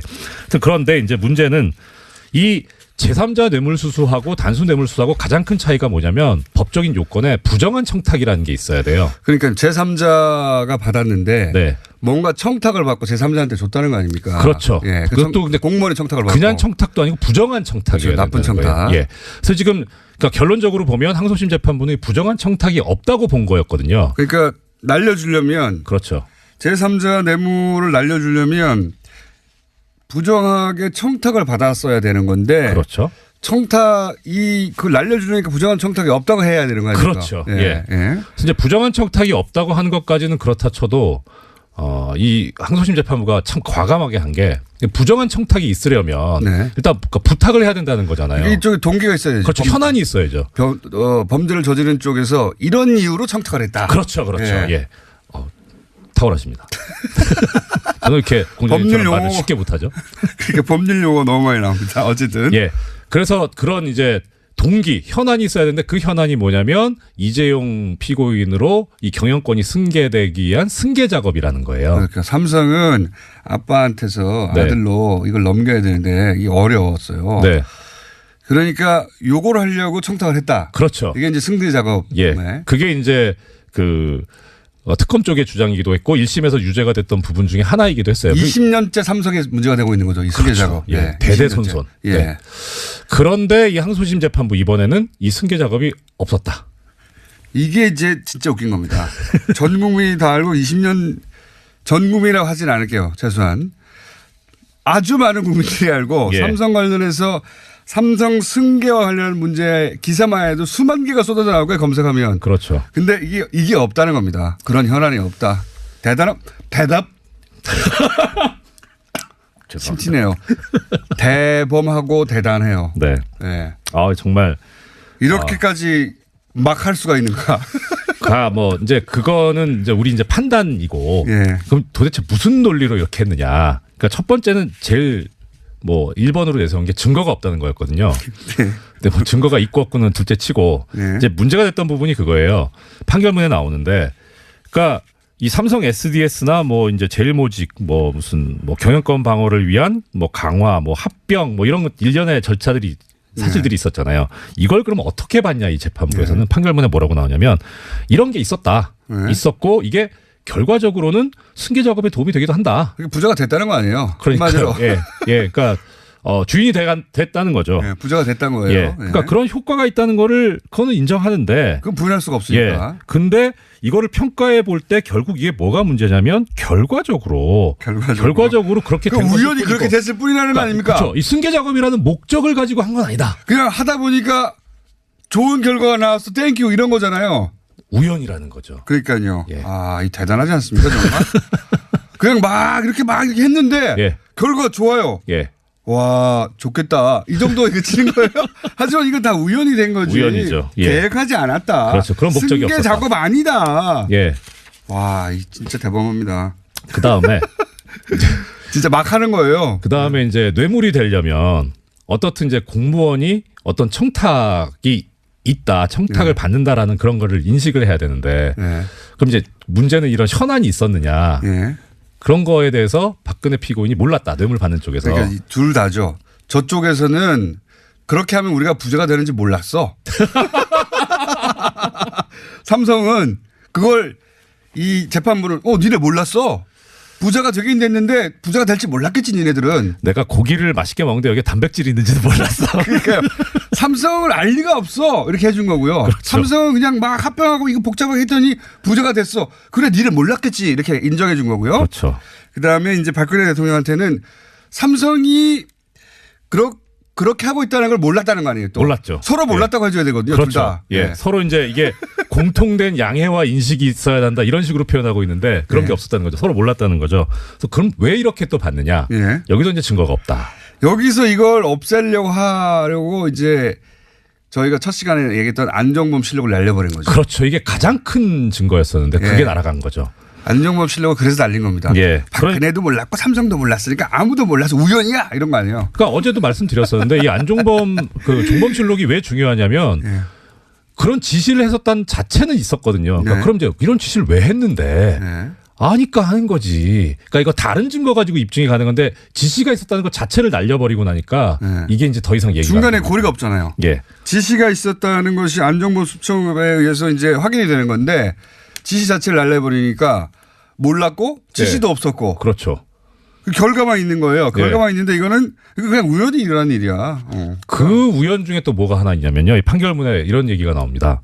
1심에서 이제 유죄로 인정한 근거 중에 하나인데 이 뭐 정부 안에 이제 뭐 금융시장 감독기구도 있고 민정수석비서관실이 있는데 여기서 이 3세 경영체제, 뭐 네. 지배력 확보, 승계 뭐 이런 제목의 문건들을 보고서를 만듭니다. 그러니까요. 청와대에서 삼성 승계에 대해서 막 알아봤단 말이에요. 그렇죠. 예.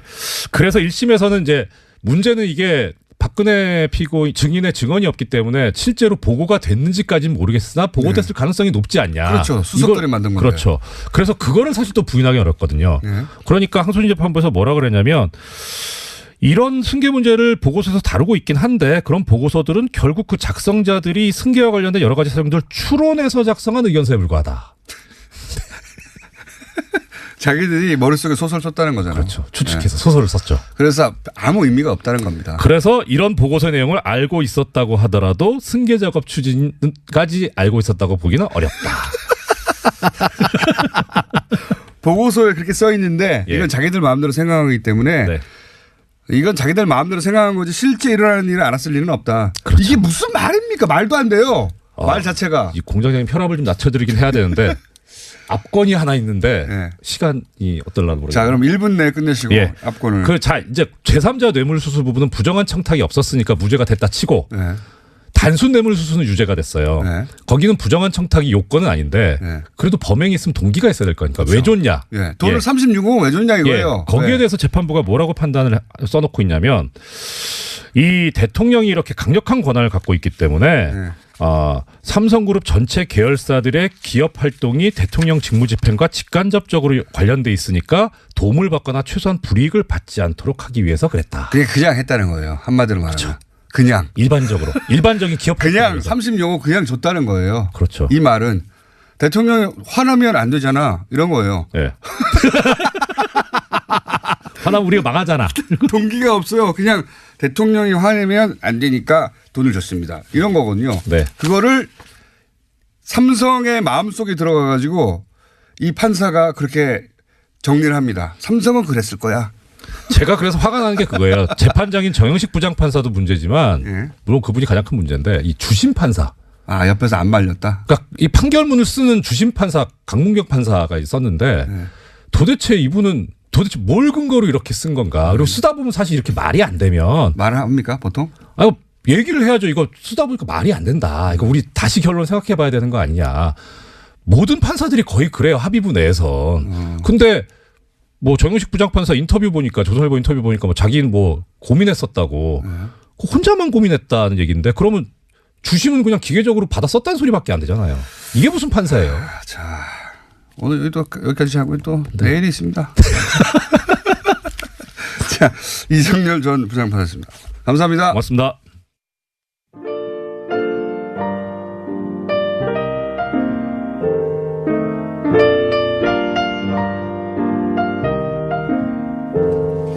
자, 불친절 AS. 야, 문자가 이게 5,000통이 넘어가고 그러다가 다운돼 버리는 건 처음입니다, 저희가. 5,000통. 대단하네요. 이 기록을 깨기 힘들다. 예. 그 앱이 다운이 돼서 더 이상 문자가 안 됩니다. 그쪽으로는. 예, 그냥 일반 전화 문자나 카톡으로 주시면 되고요. 예. 아직도 하태경 의원에 대한 문자가 많이 오고 있네요. 이재명 시장에 대해서 다른 지역민들 상대적 박탈감 느낍니다. 뭐 이런 얘기 있고요. 하태경 의원 관련해서는 문제가 너무 많아서 읽을 수가 없고, 예, 다음 네이버 다 점령하고 있습니다. 검색어. 예, 축하드리고요. KBS FM 대행진에서 안영상 씨가 제 성대모사를 하고 있다고 이게 고발이 들어왔네요.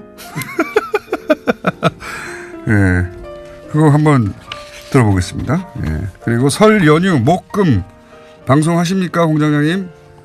그러니까 이거 하라고 그래가지고 못 가고 있어요. 딴 데 합니다. 에이. 여기까지 하겠습니다.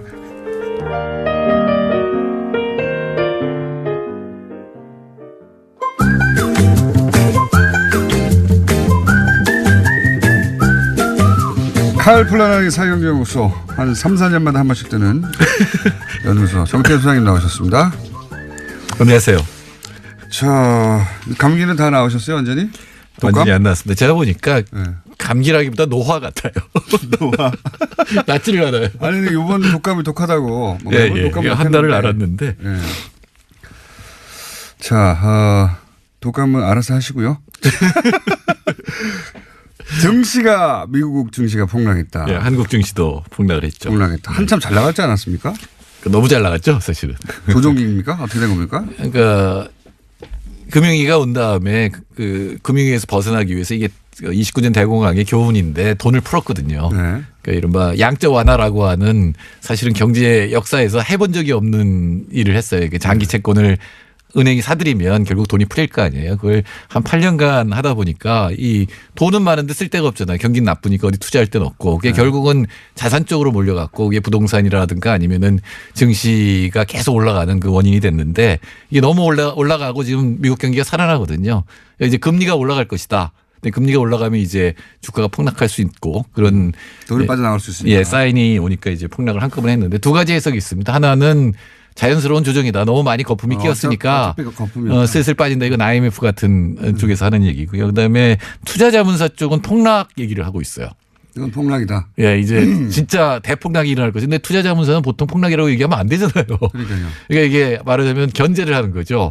니들이 여기서 금리를 올리면 폭락할 수 있으니까 내리지 마라라고 하는 경고를 투자자문사들이 지금 일제히 하고 있는데. 정부가 이제 경고하는 거군요. 예. 너무 금리 내리지 마 이렇게. 예. 그런데 제가 보기에는 첫 번째 견해가 맞습니다. 그러니까 너무 많이 올랐고 지금 우리가 실물 경제가 괜찮거든요. 그러니까 거품이 꺼지는 자연스러운 현상을 투자자문사들이 이렇게 이용해 먹는 거군요. 네, 뭐 뚜렷한 근거는 없지만 갑자기 왜 골드만삭스가 이런 보고서를 내놓을까를 생각해 보면 금리가 지금 사실은 제일 걱정하는 거는 70년대처럼 금리가 올라가는 거거든요. 금리가 올라갔는데도 인플레이션이니까 또 올리고 스태그플레이션 상태로 가는 건데 그렇게 갈 가능성은 없지만 혹시 연준이 굉장히 빠른 속도로 금리를 네 번쯤 올리면은 어떻게 될까 이런 걱정을 하고 있는 것 같아요. 알겠습니다. 그럼 실제 미국 경기가 아주 좋아요?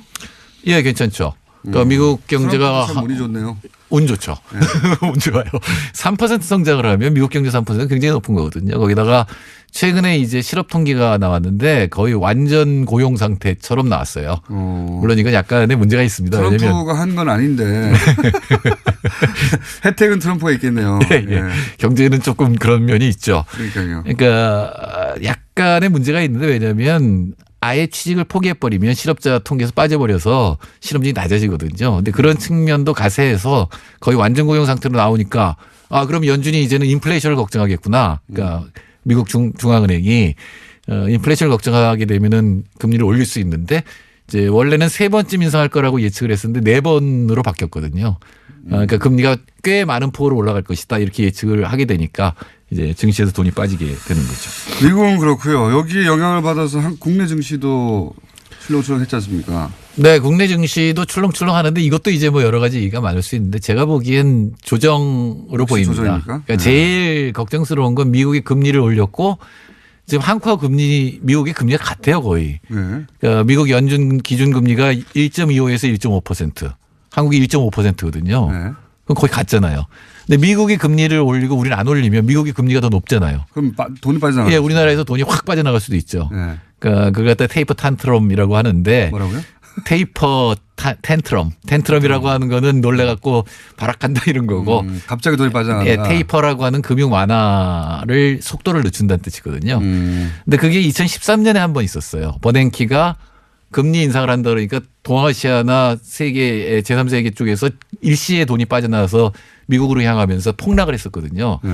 근데 그때는 정말로 계속 이제 양적 완화를 하다가 방향을 바꾼다니까 그런 일이 일어났지만 사실은 그때부터 지금까지 금리 인상할 것이다라는 얘기는 계속 해왔거든요. 그렇기 때문에 그렇게 큰 변화는 있을 것 같지 않고요. 그러니까 미국의 금리 인하에서 과연 우리나라에 유입돼 있던 이 외국 자본들이 확 빠져나갈 건가 하는 우려에 대해서 그렇지는 않을 거다 이렇게 말씀하시는 거예요. 왜냐하면 2월에 약 2주 동안에 확 빠져나갔어요. 한 30억 달러 빠져나갔는데. 그때는 왜 빠져나갔습니까?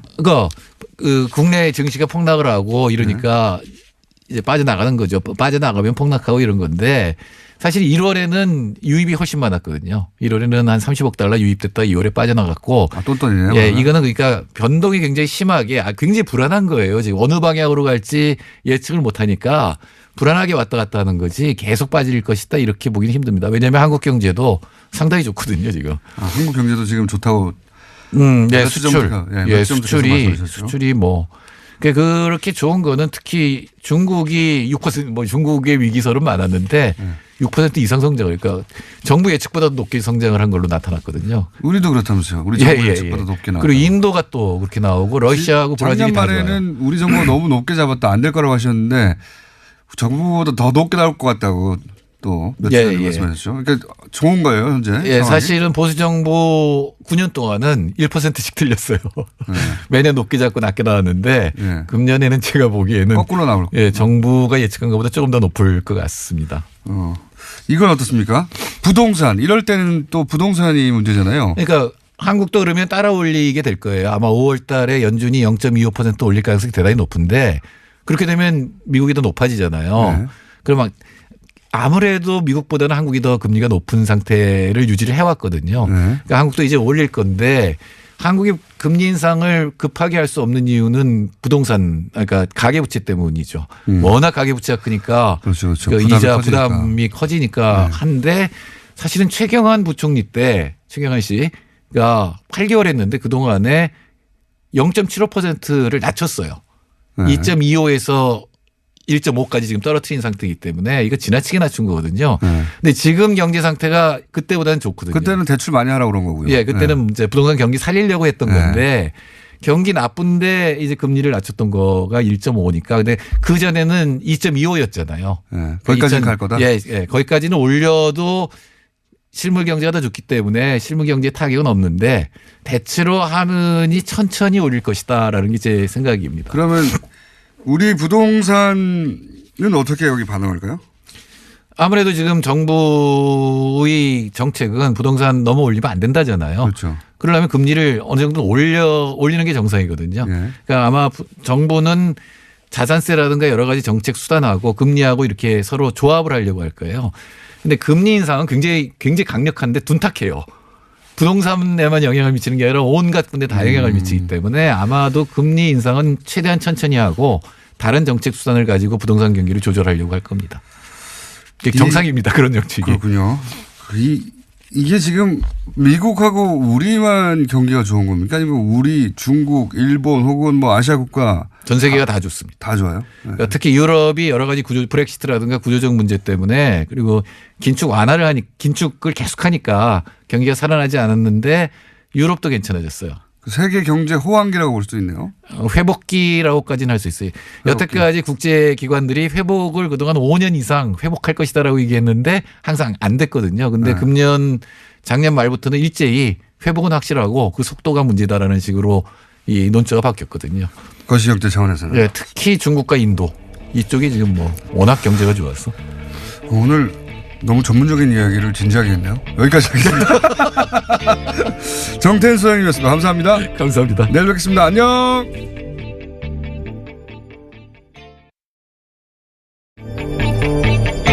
안녕하세요. 김호준입니다. 단독 삼성전자 사흘째 이례적 압수수색. 한국경제 어제자 기사입니다. 다스의 미국 변호사 비용을 삼성전자가 대납했다는 혐의 수사를 위해 검찰이 사흘 연속 삼성전자를 압수수색한 건 지나치다는 내용입니다. 이 압수수색으로 삼성이 크게 위축됐고 삼성 임직원들도 크게 당황했으며 삼성전자의 대외 신인도와 브랜드 가치에 부정적인 영향을 주고 있는데 삼성전자와 같은 글로벌 기업에 대한 압수수색은 제한적으로 진행돼야 한다고 이 기사는 주장하고 있습니다. 삼성전자 신인도와 브랜드 가치를 떨어뜨리고 삼성전자에 가장 부정적인 영향을 끼친 당사자는 최순실에게 말을 사주고 뒷돈을 대다 들킨 자기네들 부회장입니다. 다스 소송비는 그 소송비를 대납하라고 검찰이 시킨 게 아니지 않습니까? 글로벌 기업이면 압수수색 당할 일을 애초에 하질 말았어야지 누굴 탓하나요? 이렇게 삼성 걱정해주는 기사를 볼 때마다 드는 생각이 있습니다. 저 양반은 대체 왜 삼성 걱정을 대신 해주고 있을까? 자기 앞가림하기도 바쁜 일반인들이, 월급쟁이들이, 기자들이 삼성 걱정해줄 때마다 저는 매우 웃깁니다. 삼성은 돈도 너무 많고 힘도 너무 세고 연줄도 너무 넘쳐서 대신 걱정 안 해줘도 끝도 없습니다. 삼성 걱정은 삼성이 알아서 하니까 기자님, 우리는 각자 본인 앞가림이나 잘하면 되는 겁니다. 김호준의 어드바이스였습니다.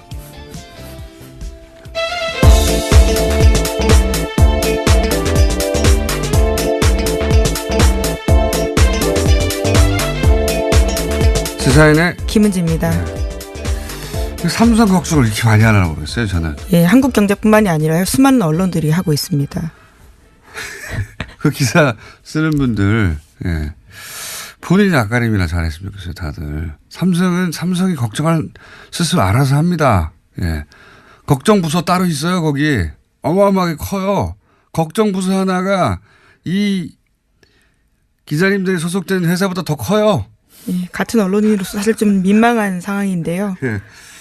걱정부서 하나가 기자님들이 속해 있는 언론사보다 더 부자예요. 걱정 안 하셔도 돼요. 예, 자기들이 다 알아서 걱정합니다. 자, 첫 번째 뉴스는 뭡니까? 네, 이현동 전 국세청장이 구속됐습니다. 이명박 정부 시절 국가정보원의 김대중 전 대통령 음해 공작 등에 대해서 협조한 대가로 대북 공작금 수천만 원을 받은 혐의인데요. 어제 영장실질심사가 있었습니다. 서울중앙지법 강부영 영장전담 판사가 밝힌 영장 발부 사유는 다음과 같습니다. 주요 범죄 혐의가 소명되고 증거를 인멸할 우려가 있다라는 겁니다. 이거 말 안 해도 돼요. 이거 이제 다 외웠어요, 사람들이. 영장 발부될 때는 혐의가 소명되고 인멸 위험이 있다. 뭐 이런 거고, 안 됐을 때는 인멸 위험이 없다. 뭐 이런 얘기인데, 이현동 전 국세청장은 지난주 잠시 말씀드렸지만, 이번에 구속된 건 국정원 이제 대북 공작금으로 김대중 노무현 전 대통령 해외 비자금 있나 찾다가. 네, 실패로 돌아갔다고 하는데요. 실패로 돌아갔지만 거의 10년 후에 이제 잡힌 것이고요. 예. 그래서 그 건으로 지금 되는 건데, 그런데 이제 지난주 잠시 말씀드렸지만 현재 핫한 삼성전자의 다스 미국 소송비 대납. 예. 이 건이 제가 아는 한 이현동 전 국세청장 역할이 있습니다. 예. 네, 추가 혐의가 또 생길 거라는 말씀이신 거죠? 현재 언론에서 전혀 안 나오고 있는데 이 다스 분야는 제가 또 전문가 아니겠습니까? 네. 아직 어디서도 안 나오는데 앞으로 나올 겁니다. 만약 안 나오면 제가 이 뉴스공장에서 얘기하는 것으로 아주 재밌는 스토리가 있거든요. 예. 그리고 이제 관련해서 이학수 부회장 전 부회장이죠. 예. 전 구제본 실장. 네, 그렇죠. 해외 체류하고 있는 건 바로 이 수사를 피하기 위한 게 아니겠냐고 제가 강력히 추정한 바 있는데, 아마 아프실 예정 기술 같은 거 쓰지 않겠는가. 네, 조만간 피해자로 소환한다고 하는데요. 네, 아프실 예정 기술이나, 소환되지 않으려고 여러 가지 노력하겠죠. 예. 어쨌든 이 이현동 전 국세청장 관련된 이야기는 이렇게 연결해서 머릿속에 떠올리셔야 된다. 예, 나중에 다스 소송비 연결된다. 대납 관련까지 예. 이어진다라는 거죠. 나중에 연결된다. 안 나오면 제가 연결해 드릴게요. 자, 다음 뉴스는? 네, 이상은 다스 회장의 아들 이동영 다스 부사장 기억하실 겁니다. 이 이동영 다스 부사장이 최근 검찰 조사에서 한 진술이 JTBC에 보도됐는데요. 아버지의 지분은 작은 아버지인 이명박 전 대통령의 것이다라고 시인했다는 겁니다. 지난달 24일만 하더라도요. 서울 동부지검에 조사받으러 가면서 포토라인 썼습니다. 그때는 아버님 것으로 생각한다라고 이야기했었는데 최근에 서울중앙지검 조사에서 말을 바꾼 겁니다. 그때 말씀드렸잖아요. 아버지 거라고 말해야지. 아버님 것으로 생각이 된다고 나는. 말이 안 되잖아요. 예. 이전 대통령, 이명박 전 대통령 기자회견 다음날 제가 다 끝났다고 말씀드렸는데, 이명박 전 대통령 주변에서 방어해주거나 보호해주거나 최소한 침묵해주는 사람들은 이유가 뭐겠어요? 이명박 전 대통령이 힘이 있다고 생각해서 그러는 거거든요. 예. 자기가 혼자 괜히, 진실을 말했다가 자기만 죽지 않겠나. 과거에 힘이 있을 때 그랬으니까요. 근데 이 기자회견은 힘이 없다는 걸 보여준 기자회견이에요. 그 사람들은 굉장히 예민하게 그걸 바라봤을 텐데, 그러니까 버틸 이유가 없어지는 거죠. 그래서 저는 그 기자회견 하지 말았어야 된다고 몇 차례 얘기했는데, 말을 안 했으면 그럼 뭐가 있는 줄 알았을 거예요. 계속해서 뭔가 있다라는 암시는 계속 했었는데요. 예, 아무것도 없잖아요. 예. 그때 이미 끝났다. 이제 이렇게 일반인들은 버틸 이유가 없는 거예요. 더 이상. 예. 이런 얘기는 더 나올 것이고. 자, 관련 뉴스가 또 있나요? 다스 관련해서? 네, 관련해서요. 이동영 씨의 자세한 진술이 오늘 아침 한국일보에 소개됐습니다. 검찰이 이명박 전 대통령 아들 시영 씨가 도곡동 땅 매각 자금을 쌈짓돈처럼 썼다라는 정황을 포착해서 수사 중이라는 건데요.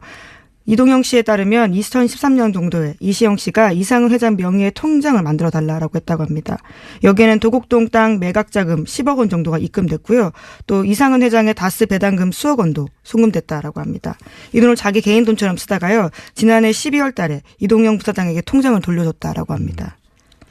이 이야기의 골자는 한 줄로 하면 도곡동 땅 주인이 이시영 씨 아빠라는 거죠. 이명박 전 대통령. 그러지 않고서는 이렇게 쓸 수가 없다라는 건데요. 네. 또 심지어 이시영 씨가 통장을 돌려주면서 이동영 부사장에게 자신이 쓴 걸로 해달라는 이야기까지 해달라고 이동영 씨가 검찰에서 진술했다라고 합니다. 도곡동 땅을 판 돈을 명의는 이상은 회장의 이름으로 돼 있는 통장에서 자기가 마음대로 썼다는 거잖아요. 그러니까 실제로 그 땅 주인은 이명박 전 대통령이다라고 하는 아주 오래된, 예, 아주 오래된, 의혹에 일단이 풀리는 건데, 이 땅이 모든 거에 출발이거든요. 도곡동 땅 팔아서 다스에 들어가고, 그 돈이 BBK 들어가고, BBK에서 옵션을 벤처에서 주가 조작하고, 뭐 천억대 피해를 준 다음에, 김경준 씨가 미국에 도피한 다음에 140억 가지고 싸우다가 돌려받고, 이 모든 게 이 땅에서 출발하는 거예요. 근데 이 땅의 주인이 결국 이시영 씨 아빠다. 예, 그러지 않고서는 이시영 씨가 어떻게 썼겠냐라고 볼 수 있는 건데요. 섞었냐요? 예. 예, 발음이 꼬이네요. 죄송합니다. 발음이 꼬이는 건 제 역할인데, 예. 그 얘기입니다. 예. 이게 이렇게 연결해서 밝혀지면 이 중에서 예를 들어 주가 조작, 이런 건 엄청난 피해였거든요. 예, 주범이 되는 거죠. 예, 김경준 씨는 징역을 살았었습니다. 10년 가까이 살았죠. 예. 그리고 140억을 돌려받는데 이제 그 공권력을 동원한 것도 빠져나갈 수 없다. 자, 다음 뉴스는요? 네, 또 서울 동부지검은 다스의 비자금이 지금까지 알려진 120억 원이 전부가 아니다라고 밝혔는데요. 추가 비자금이 있다라는 겁니다. 다스에 다녔던 핵심 인물들이 매년 40억 원씩 비자금 추가로 만들었다는 주장을 한 바가 있는데요. 이에 대해서 검찰이 사실인 걸로 확인했다고 합니다. 사실인 걸로 확인되겠죠. 예, 비자금도 더 많이 나올 것이다. 자, 또 뉴스가 있습니까? 다스 관련해서? 다스 관련 뉴스가 어제 많이 쏟아졌던데. 예, 다스 관련해서는 여기까지고요. 또 이제 마이크 펜스 부통령 관련된 소식 전해드리겠습니다. 귀국길에 인터뷰한 거요? 네, 워싱턴 포스트와 인터뷰를 했는데요. 해당 보도가 눈길을 끌고 있습니다. 제목부터 굉장히 눈길을 끄는데요. 펜스, 미국은 북한과 대화할 준비가 돼 있다라는 건데요. 펜스 부통령이 워싱턴 포스트 칼럼니스트 조지 로긴과 인터뷰했습니다.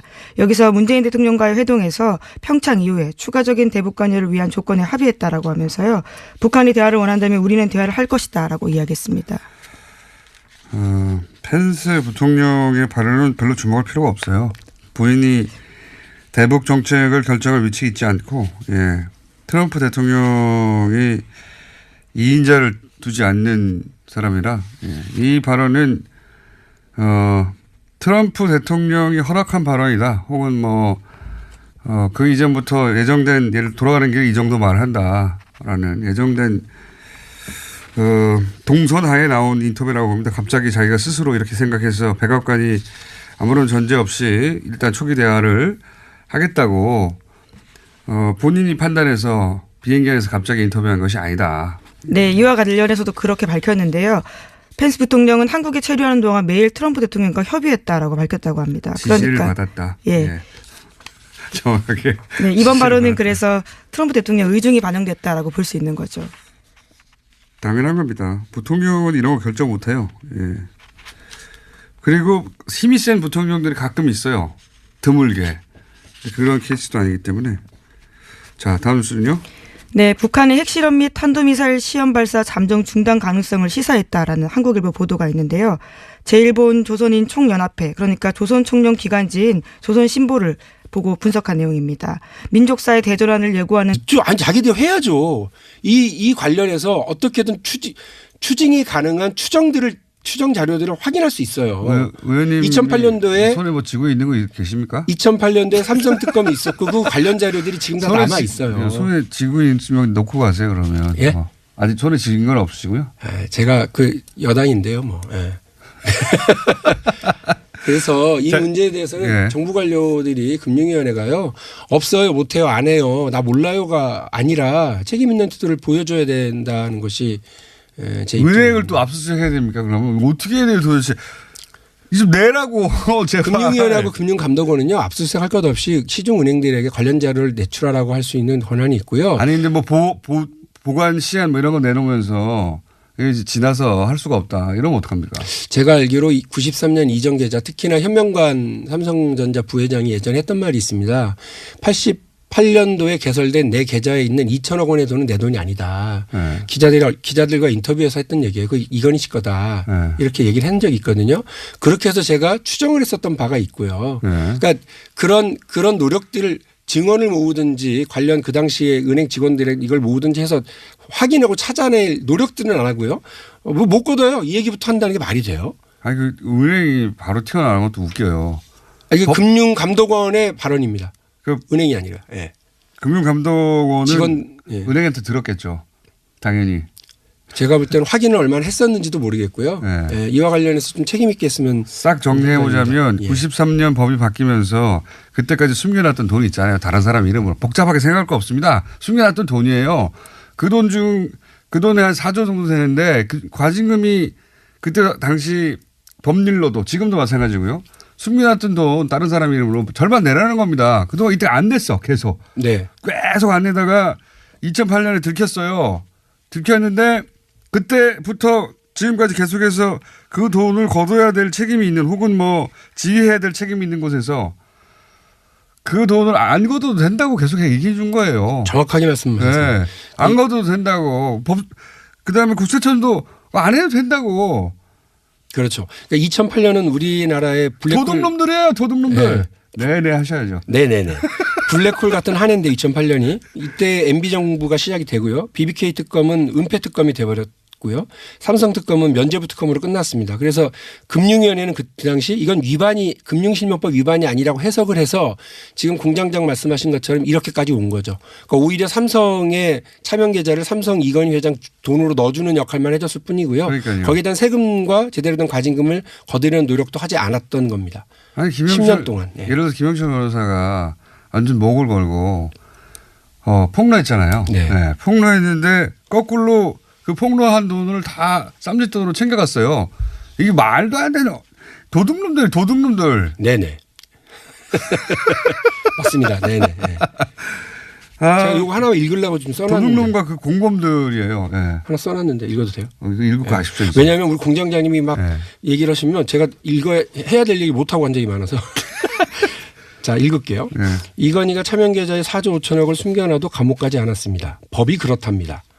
이재용이 이건희의 숨겨진 돈에 금융실명법에 따른 세금과 과징금을 매겨야 한다고 했더니 그렇게 못한답니다. 법이 그렇답니다.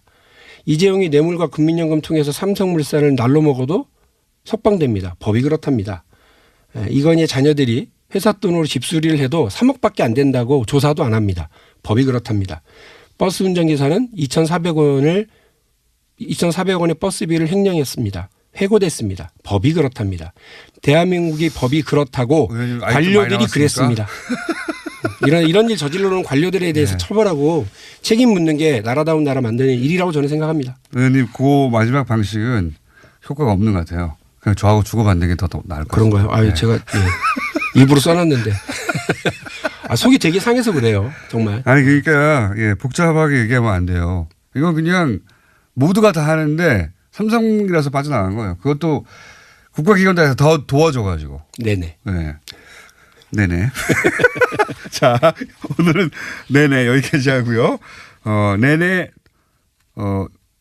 의원님 호는 그럼 네네로 하죠. 전에는 뭐 조지다러시더니. 네네 박용진 의원이었습니다. 감사합니다. 네, 고맙습니다.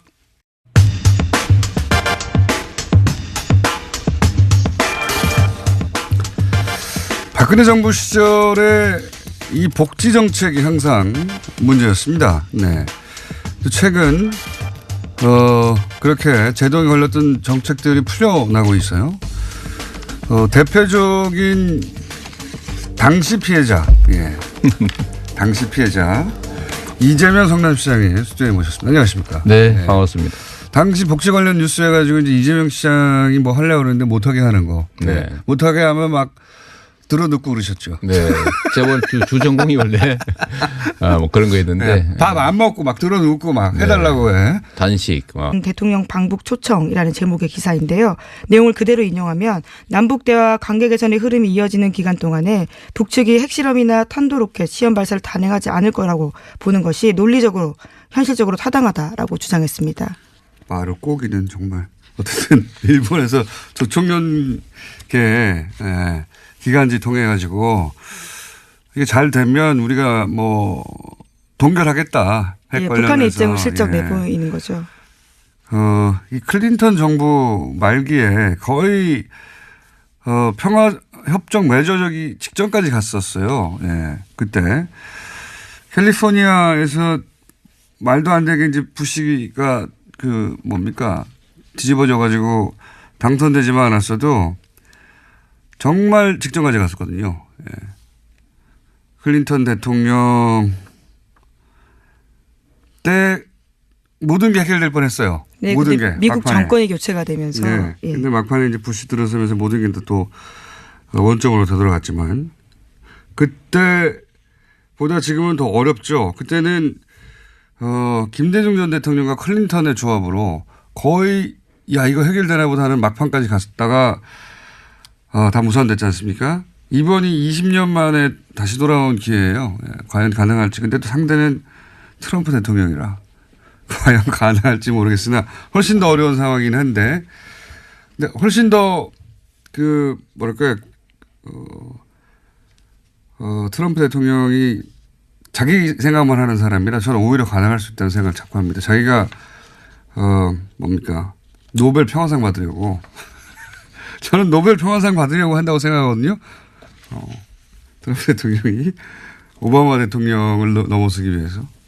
노벨 평화상을 받기 위해서 극적인 뭔가 할 것 같은데 그게 대북 문제 아니겠는가. 네, 평화협정을 끌어낸다면 그 또한 가능한 시나리오라고 생각할 것 그렇죠. 같습니다. 트럼프 대통령이 말도 안 되게 노벨 평화상 받을 수도 있어요.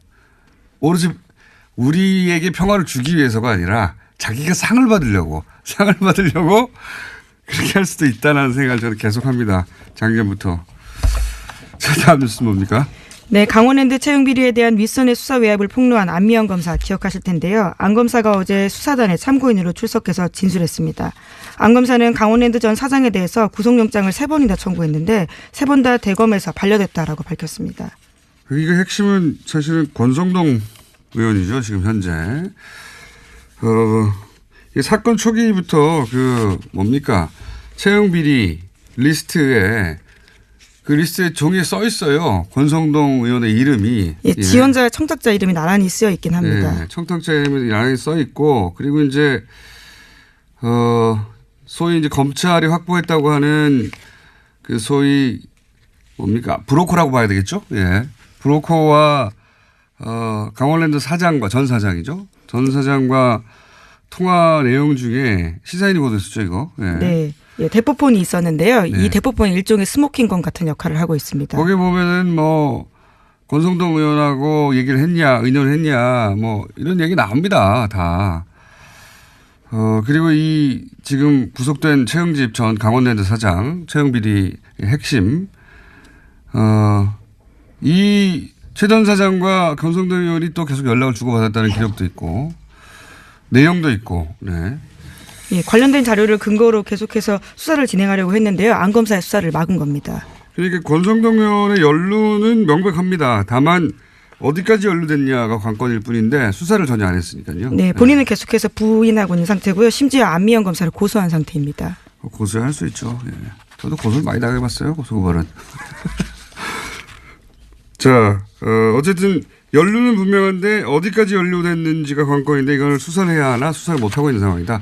그리고 검찰 고위 간부가 그 이전에 계속 그걸 막았다. 이게 핵심이죠. 그거를 안명 검사가 이제 참다 할 수 없이 폭로를 한 거고요. 굉장히 이례적인 겁니다. 개인적인 문제가 아니라 검찰 내 그 수사지휘 문제를 가지고 현직 검사가 이렇게 폭로한 건 제가 아는 처음이에요. 네, 수사를 하고 싶다고요. 검사가요. 이 같은 이야기를 한 겁니다. 수사하는 검사가요. 이런 건 처음이에요. 예를 들어서 뭐 서 검사, 윤정 검사 같은 케이스하고 또 다른 문제입니다. 이거는 검찰 지휘 체계, 검찰 동일체라고 하는 사실 그게 뭐 올바른 건 아닌 것 같은데 그 원칙을 처음으로 공개적으로 깬 용기로 따지면 대단한 용기의 인터뷰거든요. 예. 안 검사가 아무런 불이익 당하지 않고 이 수사가 제대로 돼야 되는데요. 자, 시간이 다 됐어요. 네. 조금 남았는데 옆에 어떤 분이 이미 들어 앉아 계세요. 네.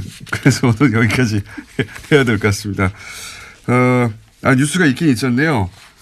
이건희 차명 계좌 과징금 부과해야 된다. 법제처가 어제 법령 해석을 내려가지고요. 네, 그걸 이제 해설할 분이 여기 나와 계십니다. 여기까지 하겠습니다. 시사인의 김은지였습니다. 감사합니다. 자, 바로 연결하겠습니다. 옆에 이미 앉아 계시기 때문에. 법제처에서 이 과징금 부과 처분을 내려서 이 건 관련해서는 거의 여기까지 단독 드리블로 밀고 왔다라고 말해도 좋을 박용진 의원 또 나오셨습니다. 안녕하십니까. 안녕하세요. 더불어민주당 박용진입니다. 전화로 하려고 했는데 짧아서 나오셨어요. 네, 굳이 나왔습니다. 제가. 본인이 한 건이기 때문에. 일단 법제처 결정부터 알려주십시오. 어떻게 결정했는지. 전에 말씀드린 것처럼 금융실명법에는요, 93년 8월 12일 이전에 개설된 금융실명법이 금융실명제도가 공포되기 전에 개설된 계좌에 대해서는 원금의 50%를 다 과징금으로 징수하도록 되어 있습니다. 그러니까 숨겨놨던 돈은 절반은 내놓으라는 거예요. 그렇습니다. 그래서 4조 5천억 원에 달하는 이건희 차명 계좌와 관련해서 처음에는 20개인 줄 알았더니 나중에 저희가 몰고 몰아봤더니 27개로 확인된 이건희 차명 계좌 중 93년 8월 12일 이전 개설 계좌에 대한 과징금을 매겨야 된다. 이게 이제 더불어민주당의 주장이었고요. 금융행정혁신위원회, 다시 말해서 금융권의 적폐를 확인하고 해결하기 위해서 만들어 놓은 위원회에서도 과징금 매기는 게 당연하다. 그랬는데 우리의 금융위원회가 못하겠다.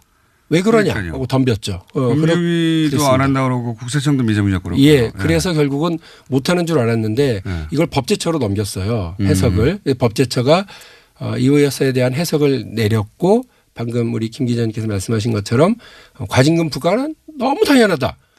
이런 그거는 결론이 뭐 나왔습니다. 일반인의 상식이에요. 맞습니다. 너무 상식적인 거를 지금 십몇 년 동안 못 하고 있었던 거죠. 십몇 년이 뭡니까? 지금 몇 년 됐어요 지금. 이게 2008년에 알려진 거니까 지금 10년. 네, 알려진 지 이후로도 10년. 그리고 금융실명법이 도입된 지는 24년, 25년이 되어가고 있습니다. 그러니까 이게 그리고 삼성의 힘이 이렇게 센 거예요. 그리고 네. 제가 지난 10월 16일 날 이 문제를 우리 국정감사에서 제기한 뒤로부터는 지금까지 똑같이 버티고 왔으니까요. 엄청난 삼성 감사기와 시간 끌기의 결과가 지금 이렇습니다. 그러니까 이제 이게 법에 그렇게 써 있거든요. 법에 그렇게 써 있고요. 법에- 너무나 당연한 법이 일인데 20몇 년 전에 만들어져서 그게 써 있어요. 그렇게 하라고 과징금 내라고 써 있는 숨긴 돈 절반 내놔 써놨거든요. 안 내놔요 그냥.